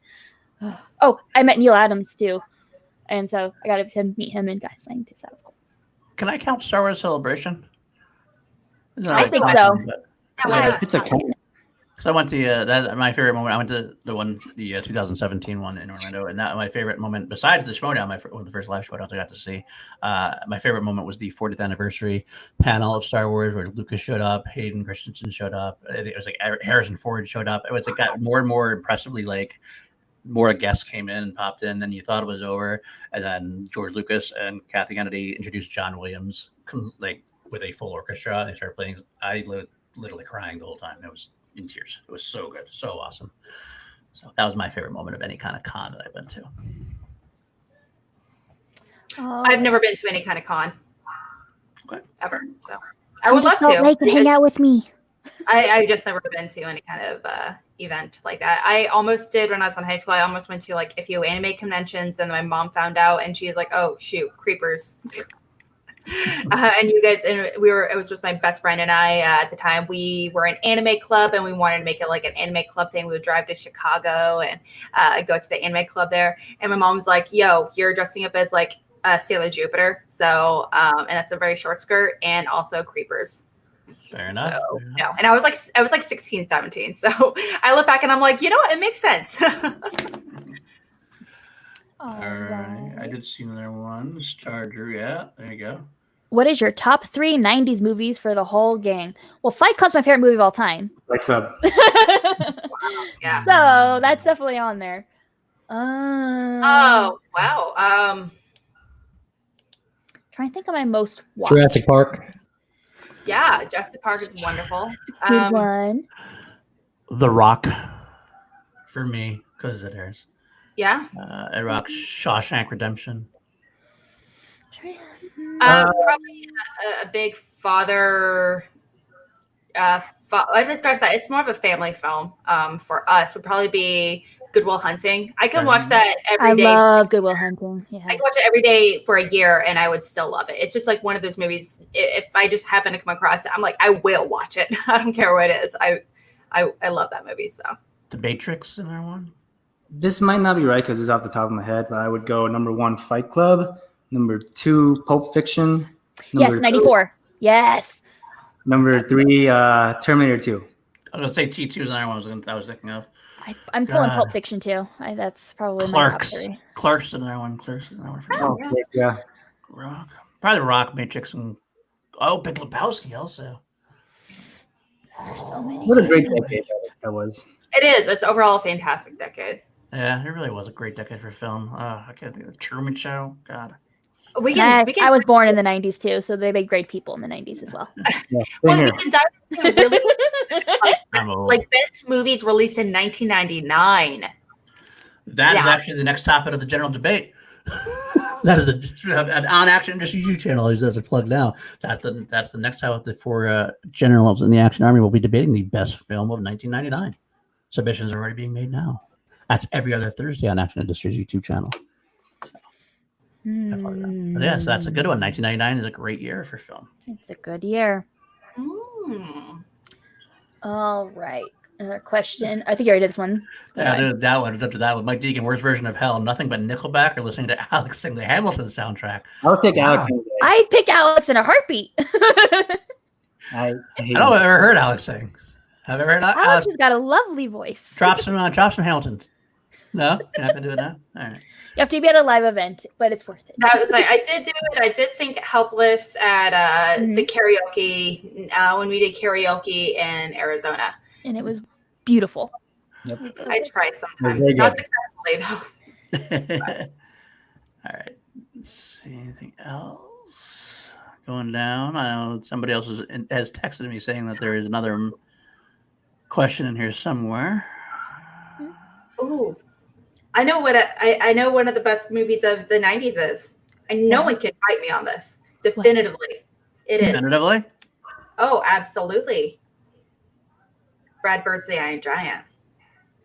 That's a good one. That's a good Oh one. my god. That's very good. Not I about the- like the Iron Giant. That's a I good wouldn't one. put it in my top 3. I wouldn't put Pulp Fiction in my top 50. Pulp So- Fiction's absolutely in my top 3. Fiction Quentin hurt Tarantino is my second favorite director of all time, very I- closely like, behind what is- Fincher. This whole scene. What is the purpose of the scene? This is so worthless. Why say this? Why do that? And also, why did you have to go into that whole thing, Tarantino? There was no purpose for like half of the movie, but that's neither here or there. If you want to hear more about her thoughts, tune in Thursday. For my movie. Yes, Jake, I mentioned Ed Harris again. Sorry. I could have gone through all the Ed Harris movies in the 90s if you really wanted me to, but I didn't. I just had The Rock and Truman Show. I think I know which question. What time would the show be on Twitch? YouTube be on Thursday. Considering that Dylan just surprised us all and went live with it, we don't think we actually made a decision on that yet, but I'm going to assume somewhere around 5 Pacific, 6 Pacific, somewhere around there. I'm free after 5 Pacific, so We'll figure it out and we'll get back to you. How about we'll that? figure it out. I have no. It also could be a long stream where people just hop on when they're free. I'll hop on during my lunch break if I can, maybe. But there's Danny's question. What is your favorite Pixar and Disney movie? First one that comes to mind. Now, do you mean, Danny? You can throw me in the like, you want our favorite Pixar movie and our like 2 movies, favorite Pixar and favorite Disney, or like Or combined. or combined? Good one. Both. Okay, she says both from the backstage because she's backstage too now. Oh, okay. I think I got mine. I got mine too. Go ahead, Alex. You go. I'll go last. So I don't have mine. Spoiler alert, I'm not super into Disney movies. I got For you. that- I got you. Don't worry.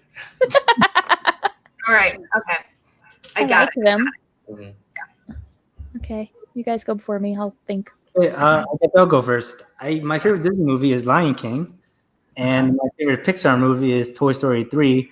But this one's for Danny. My second favorite Pixar movie is Coco. So that's what she's looking for. She's looking for us to say Coco. I know she's back there going, if you don't say Coco, I'm going to jump on the screen and kick your ass. I haven't seen Coco yet.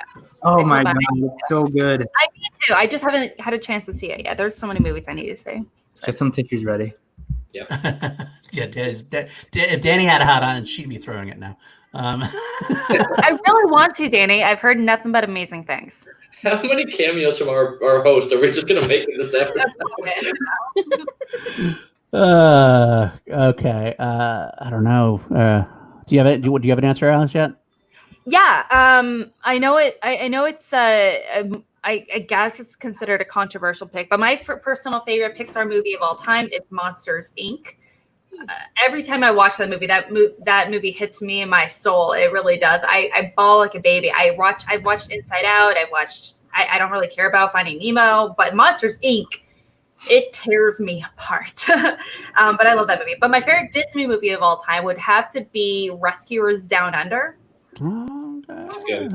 I feel like it's definitely it's not talked about nearly enough. It was very much a sleeper. George C. Scott is fantastic as a villain. Not only as a voice actor, but he provided physicality. I have 100% Alex. I agree. Yes, right. But it's such a wonderful movie throughout, and it has such a great message. The visuals are stunning. It takes place obviously in Australia, hence Down Under, and it ages perfect. You could re-release this today, and you could be like visually perfect. You would change nothing, and it's still amazing. Feel that. All right. I will say I think my favorite Pixar film. I was gonna say Up, which is close, but I think I gotta go with Inside Out for me. That one hit me in a weird way. I don't know if I have a daughter and. That one's hard for me to watch. That's what it is. It's hard to watch. That's why I almost want to say it's my favorite because I don't want to rewatch it a lot. It's tough, but it is very powerful, and it probably hit me the most. So I'm gonna go with Inside Out for that. As far as Disney movies go, I'm gonna go Aladdin. Damn it, you son of a bitch! I love Aladdin. I knew you were gonna say that. Yeah, Aladdin is the best one. So Robin Williams. Robin Williams is great. Listen, Paul, we're going to rant for like 5 seconds on Aladdin. Go ahead. All right. So listen, firstly, a Middle Eastern origins one on that is a pretty bold move no matter what way you look at it, especially coming from Disney and all that background. All that aside, Robin Williams is absolutely great as Genie. Jasper in that frosty red piece may have been my sexual awakening at like whatever age I was. Question. Answer. Is there any voice actors cast that are of Middle Eastern descent in the movie? In the original, I wouldn't know that trivia off the top of my head. I know like in Mulan they did, obviously. I don't know about the singing voices, but I know they had like B.D. Wong in it and stuff like that. So. Mulan's is like my honorable mention just because they've always been consistently culture appropriate for that, and I appreciate that. But I don't think that there was a whole lot in the. Yeah, there's not. There wasn't. They were all white. They were all hard. I'm sure they whitewashed that cast. Yeah. So Aladdin's absolutely amazing. I love him, Aladdin. As a poor kid growing up, it was great to see like not all this royalty there, and I'm like, I have somebody I can rate late with. I got like a scoundrel here, and I'm like, I've always liked the scoundrel character, so them having a lead there is great.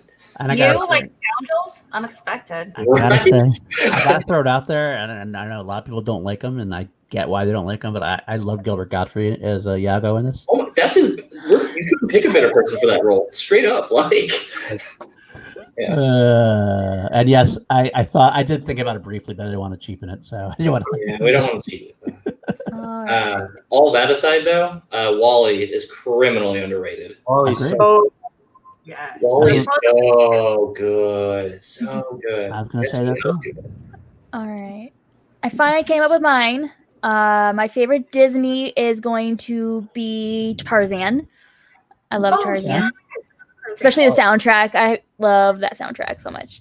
And then Pixar, I'm going to say Ratatouille because I had rats at the time it came out. And so it hit me in a special spot. So I'm like, look at all the cute rats being portrayed as cute and not evil. And so I was excited for it. Okay. I just wanted to come on really quickly and move my whole computer.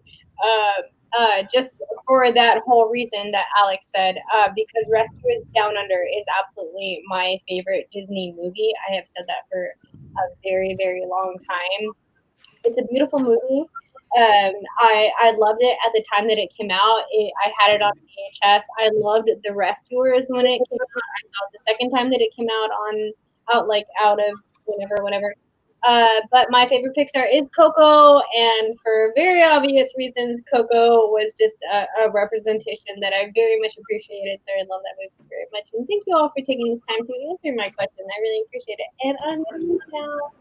And I'm so glad that there are so many of us here. Big happy surprise for Call to Action. Surprise. Pop-in. So that's Another question. That's what Are you leaving us, Johnny? You'll leave us? All right. But for everyone else in the chat, thank you all for coming in and hanging out. Like, subscribe, all that good stuff. Bye. Matthew Lempick. What everyone's favorite movie that you guys have ever seen in the theaters? Mine is Avengers Endgame, all-time favorite movie. For the experience, very close on that subject was Infinity War. Just the experience of, I've never heard such pure silence in a movie theater. The screen was quiet when everyone was turning to dust. The audience was just like, and then silence. And then my adorable son in the peak of silence says really loudly, "Mom, I think we lost." And that moment, just like the whole audience just starts like chuckling a little bit, like because this little kid said that. And so like that moment, that just like this is great because we're all going through this experience at the same time, and it's just So even though it's not maybe one of my favorite movies, but like just because of that experience, it's my favorite movie going experience of all time. So. My favorite movie that I saw in theaters is my fourth favorite movie overall, and my favorite comic book movie. I know some of you are expecting me to say Into the Spider-Verse, but it's actually Logan. Like I love it so much, and just seeing that in the theaters it blew my mind. So good. I didn't. The people in my audience didn't need to hear me cry audibly loud for the whole last 30 minutes of that movie, though. Endgame is probably one of my favorite experiences. Super good. Star Wars, when I saw Star Wars Episode 3 was actually a really good experience. Then not for experience of seeing them on the big screen. Interstellar and Blade Runner 2049 were both mind-blowing on the big screen. They're just the way they enveloped me and everything else. So I'll throw all those in there. I'm not gonna pick one. Mm-hmm. I'm just joining in at this point and wrapping up the whole video with this. So. Is the question? Okay, so the question is a favorite comic book movie, or is it the favorite theater movie. Favorite movie seeing in the theaters. So it's kind of like the experience, or. For me, it would probably have to be Deathly Hallows Part 2. That's good one too. That's good. Now I say it not just because the movie is solid and everything. I feel like it's a movie stuff aside. It was also a movie growing up with that franchise. I remember reading the books as a kid, like a lot of people did, but it was also the franchise. I remember seeing in like 7th or 8th grade, going to my first midnight screening with my friends. And, my mom would pick me up at like 2 a.m. and we felt so cool. And then once we were starting in high school, we started driving. We would go to the midnight screening. And then after that, we would go to like Steak and Shake right after and chat about the movie. And it'd be like 4 a.m. by the end of it. It was like a whole thing. But it was like a whole thing where a lot of my best friends and I, we would like dress up and everything, and we all would have we would pretend to do like battles in the theater in the front part where there's like that walking space. It was like a whole thing. So as a result, it was my favorite overall theater going experience. So I think there's solid answers all the way across. I know somebody in chat, Prince That Wasn't Promised, mentioned Jurassic Park again, like such a amazing movie in theaters. I won't lie, the one that sticks out, and I have a lot of great moments with all the Star Wars and the comic book movies, which I love all of those great moments in theaters, but I'm going to go way back, guys. Pokemon, the movie in theaters. My God. Oh, my God. If you've never seen me scream so audibly loud, with so giddy excitement, just lit up like a Christmas tree. Yeah. Can I change my answer to that? That was the first time I went to the movie theaters. Dylan, literally, that was the first movie I ever saw in theaters. And I rewatched it for the first time in several years, not too long ago, and I bawled my flipping eyes out. Still cry. It holds the F up. Just the beating slapping on that part, and then the tears. Oh, fuck me up, dude. Like I still actively cry, active tears. Like Movie made me cry so much when I first watched that movie. I didn't watch the movie in theaters. I feel this is where I feel like I might be a little bit older, but I do remember watching it with my cousins in Maryland and watching it at home and just bawling like during that whole like Ash and Pikachu scene, like towards the end, just like I'm still getting ready to cry thinking about it. Right. So I'm so glad that Dylan said that because always the best answers. yeah, 100%.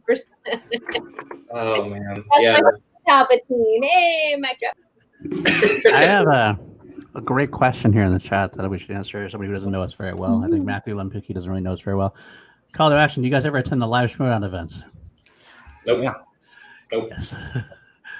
A Every- couple. I tried. I Every missed. single one we can. I even went to one that didn't happen. True. I was there. I just showed up anyways.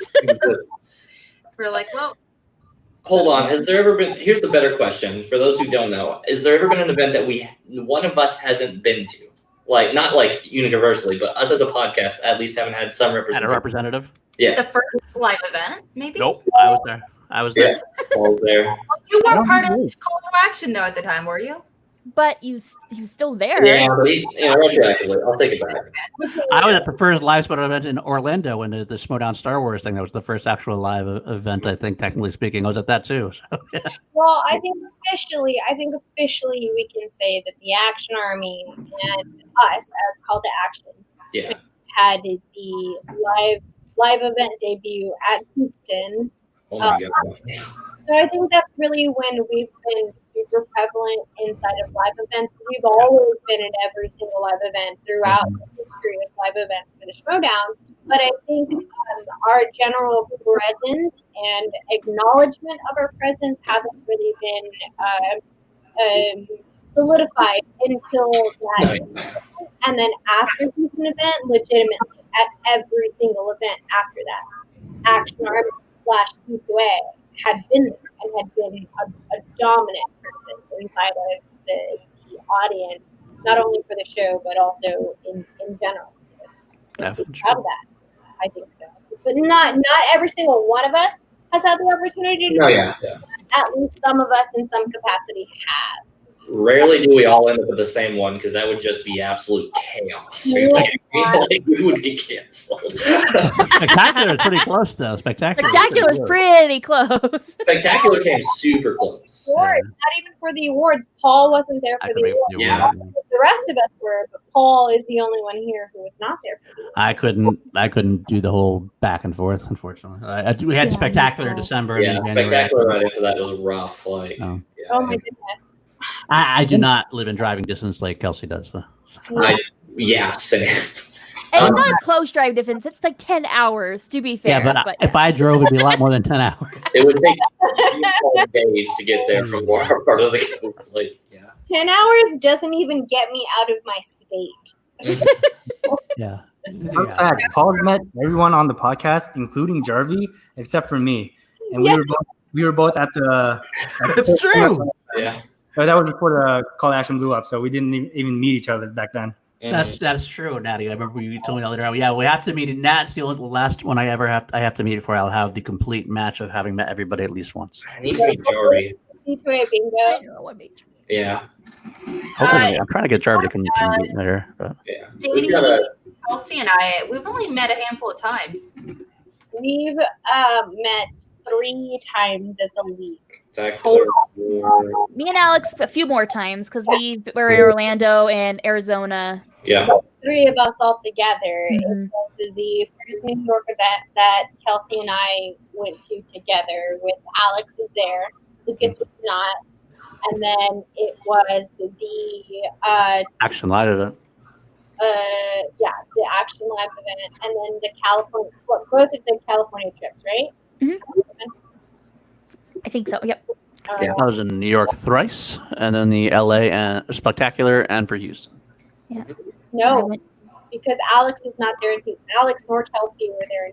No, I'm just saying for me, that's as far as like Where you've been. Yeah, totally. Yeah. Oh, okay. Yeah. And I was at New York, that second New York, Arizona, that didn't actually happen, but I was there. Florida, Orlando, LA for Spectacular, LA for the awards, and then Atlanta. So we get around here. Yeah, Chicago, LA, right? I think that's right. So it was there for me and Alex did our first meetup right after the podcast on that one. So me and Alex were in Chicago, and then awards and Spectacular. I remember Dylan when you and Alex were meeting up in Chicago. Mhm.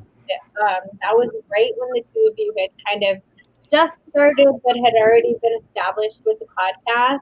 Right. So pumped that the two of y'all were meeting, and I was so jealous of Dylan and jealous of Alex that you all got to meet each other. So Mm-hmm. I I wasn't. also include my lovely wife, who may actually pop in on Thursday if we start talking about Ratatouille. Sweet. me, That movie. I like that movie, but the movie kind of grosses me out because it's at the end of the day, it's a rat somehow being involved in the cooking of food. Now, Let the it's, magic happen. Just imagine that anyone can do anything that no, I love that, but it's just the visualization of a rat Pixar cooking movie. food. Love that. No, I know, I love it. Everyone can cook. I love it. Gustav Alfredo Linguini, amazing. I love it. The visuals, fantastic. Patton Oswalt, wonderful in every single way. But at the end of the day, I literally have had rats eat food out of my mouth because they were my pets. So Rats are great that pets. is, rats are fantastic, sweet, cute little pets. I would look no, just like I like rats. I have a friend of mine for a long time. She actually wanted to have a rat farm. That's not a big deal. It's the idea of rats having control of my food. That grosses me out. That's nasty to me. But Okay, that's before, can I talk about this question really quickly? Because this is also one of my all-time favorite movies. Focus. All my friends, I love that movie. Run Home Jack is one of my favorite scenes in movie cinema. I love Hook so much. Robin Williams, everything about this movie. Steven Spielberg, the whole lore behind it. Oh man, Dustin Hoffman. Don't even get me started on Hook. I love this movie. Okay, that's it. Well, I'm gonna steal yours. I already know what you're gonna say. All right, I'll let you steal it this time. All right, wait, which one? Because there's two we can do. Here, we'll do the one that you're gonna do, and then I'll say the other one. Okay, sorry. So, I don't know what you're talking about. So go ahead. Actually, go ahead. all right, the more recent one is that episode 3 is the best Star Wars episode. I can't say best, but it's my second. Okay, well, rather it's our favorite, but I would argue it's actually the best. Right. I could. Yes, episode 3, Star Wars, is phenomenal, and I will fight anybody who says otherwise. Yeah. Also, Blade Runner 2049 is better than Blade Runner. That is another one. That's actually one I agree with. I'm agree with that one. Hot takes. No. Hot take. I like 2049 better than the original. Yeah. Both believe No. I love both of them, but I do. I love both of them too. I love both of them too. But I agree. I love Denis Villeneuve very much, so I'll take anything he does. I think 2049 is a better movie, but it never hits the highs that the original Blade Runner did. I think that's the perfect way I would say it too. Well, it won't have as much. It definitely doesn't have an impact as much as the original one did because the original one was the original. So I mean, anything it can't possibly match that as far as impact on the world. But I think it's a better one than I think it's better than the original. I think it's a better film overall. The feel, performances overall. I agree with you 1,000,000%. I do feel like it's not only superior to the first one. I do think, and the thing is, I love Blade Runner. I really do. It's actually one of my favorite movie soundtracks and scores of all time by Vangelis. It's magical. I listen to it all the time. But Blade Runner 29, it's a movie that I actually initially didn't like, but it just grew on me, and I started actively thinking about it more and more, as weeks progressed. And I don't know, it just kind of hit home for me, a lot of themes. Maybe it's because I watched it for the first time as like a 28-year-old woman kind of thing, versus I saw Blade Runner for the first time when I was like in mid-college or something like that. And so maybe it just kind of hits me on that kind of level. But I think it also dives into a lot of the themes that Blade Runner really wanted to and just didn't get a chance to go in depth as to, because they're already being so experimental. But Blade Runner 29, there a lot of people already knew going into it, so they're able to experiment that much more efficiently. Which is more beautiful. Yeah, Blade Runner 1, I feel as though they did more with building the world and cared less about the characters and everything else. But in Blade Runner 2049, we just got to live in the world, and we got a lot better characters and stories for it. I do have one other hot take that I want to throw in there real quick, animated wise. And you might, I don't know anybody else really likes this movie as much as I do, but I love Meet the Robinsons. I love that movie. Robinsons. And the soundtrack too is so good. I love that movie. That movie makes me cry like a baby every time. And I can't do that. I think it's, and maybe because I'm adopted, maybe that's partially why. But I am all in that movie. And people usually say they hate it. I'm actually surprised both of you love it. I love that movie. It's great. It ages amazingly well. It's aged really well as well. Yeah.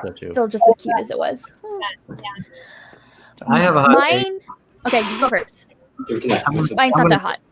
I'm gonna piss off the entire Action Army. Oh, boy. Top Gun is a terrible movie. It's a bad movie. Top Gun, the original Top Gun. I love Top Gun. Natty, let me face button you, man. I will not go that far, but I will say it is much more. Actually, if you watch, I did the Tony Scott thing on Class Action with Ben. I said that it's not. It's more of an iconic movie than it is a good movie. Mm-hmm. It's better, like it's got cool parts, but the film overall, it's fine. Yeah, I think it's fine. Yeah. It's not. I don't love it as much as a lot of other people do. It's also, I do want to mention, it's also, as a military brat whose dad is an air traffic controller, my dad is pissed at that movie. My dad watches that movie and he's like, that's not the way it works. That guy is an asshole. He is actively disobeying orders because he wants to look cool. And he is, not only that, he is like putting people in harm's way just because when they serve no purpose and have high risk, no reward. And also, the dude Iceman, Val Kilmer's character, is 100% a hero. And I was like, damn, Dad, calm down. Talking about parents who hate movies, ask me about Jurassic Park. Passionate about that movie. He thinks, but great soundtrack, great iconic cool moments because Tom Cruise, it's Tom Cruise. But at the end of the day, he's a dick. What do you think about the volleyball scene? Was he about it? Oh, dude, we are all for that volleyball scene. My dad is like, you know what? Good for them, guys. Mm-hmm.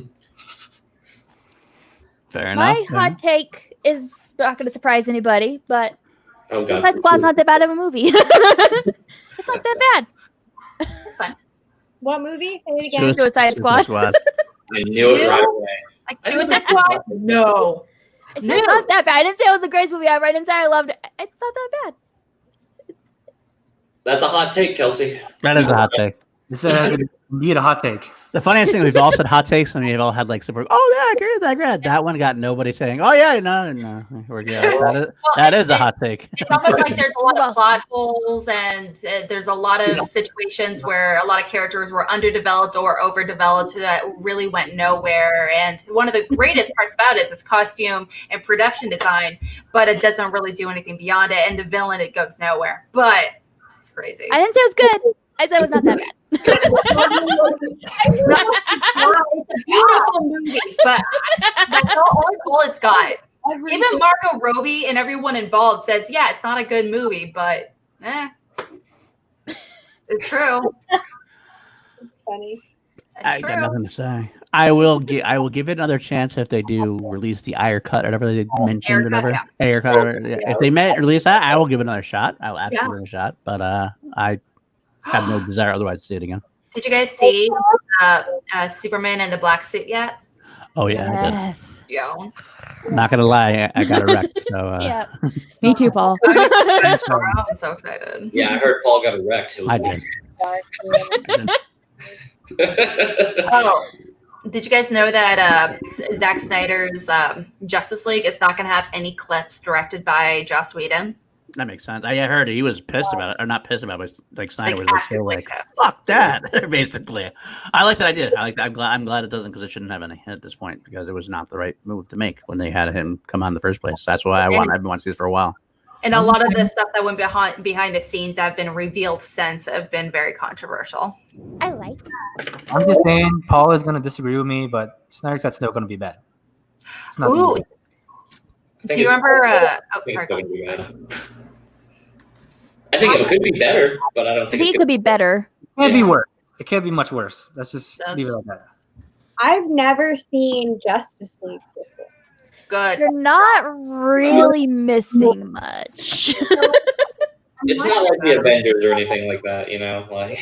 To watch it until Snyder Cut comes out, and then just do a double feature of Snyder Cut Justice League, and then watch the Joss Whedon Justice League. Which also I'm kind of hearing that there's not going to be any Joss Whedon directed scenes in the Snyder cut of it. It's kind of interesting because of all of the controversy that's kind of going on with Joss Whedon right now. With all of the Ray Fisher stuff. So it'll be interesting to see how that plays in and what type of tonality we see in that version of it compared to what and this is coming from someone who has not seen the movie at all. The tonality between what Joss Whedon's Cyborg and Zack Snyder's Cyborg are, I think, just as someone as an outsider, just kind of knowing the news and seeing what Ray Fisher has put out on his Twitter and stuff. I'm interested in that's the only thing that has got me interested in watching the Snyder Cut. Other than before any of this stuff happened, I was never I want to see that Snyder Cut, blah blah blah blah. I'm never interested in it until all of stuff started happening. Now I want to see the Snyder Cut to see if there's any directorial differences between this movie and that movie with that specific character and any storyline involved around it. Yeah, you're not kidding in the slightest. Yeah. that there's a lot of the DCU has changed drastically. A lot of people, a lot of personalities, not only the cast people, obviously, but a lot of people behind the scenes, the directors, the creators behind but also the executives that are in charge of, production and producers and everything. And, it seems like they're actively trying to not obviously change things up, but also a lot of the actors are actively trying to, I don't want to say vet them because that sounds really weird, but at the same time, they're definitely trying to aggressively also backing up the movies as well, if that makes sense. All right. Any final thoughts? We are almost 3 hours, so we're probably going to have to wrap this up in a little bit. Probably. Quick final thoughts. If this is true and it's over more than 217 minutes, holy shit, that's too much. That's a fat movie. I don't care. Clarify. It's not going to be a movie. It's supposed to be a mini series, or it's supposed to be a mini series, almost like a 4-hour mini series kind of thing, or it's supposed to be in 2 parts. Oh, I hadn't heard that at all. So that hasn't been decided. It hasn't been officially announced. That it's been. It's just the way they're still trying to decide that. But apparently, that's the total amount of minutes they filmed when they shot it forever and a day ago. So it's now just whether or not they actually want to keep all the 217 minutes. Yeah, good God, that'd be so cool. That's a lot of time. If they're gonna do it in parts, go for it. That's what I say. Fuck it, I want to see it all. Yeah. You said that about Irishman, and that's a trash movie, but I wouldn't think. I don't think it was a trash You're right. movie. It's not a trash movie. long. You're right. I just fell asleep to that movie twice. Just another Scorsese crime movie. We've seen them all. Wow, really? Hot take right there. Outside your Alex there. Snipers out. You're going outside your comfort zone there, Scorsese. Mm-hmm. You're definitely with Pacino and, Okay, I'm going to let all of these wonderful people say good night for me. I am heading out. Salute to all of y'all. Y'all have a good night. Subscribe to the channel if you have not liked this video. Later, y'all. Love you. Bye. It's true. That's true. That's a talker. Fault. It was over 7 hours. Nat just won't shut up, no matter what he does. 7 hours. Bro, Nat be killing me on AAA. Are you kidding me? It's 5 minutes of me talking introduction. Nat covers everything else. It's a great show. Some say the best show, but wrap us up, Kelsey. All right. Well, thank you so much for joining us. This has been a fun episode. So happy to have so many surprise appearances from people I don't get to be on camera with very much. So, it's great. Well, thank you so much for joining us this Sunday night, and we will see you tomorrow at Chill. Bye. Wear a mask. Wear a mask. Wear a mask.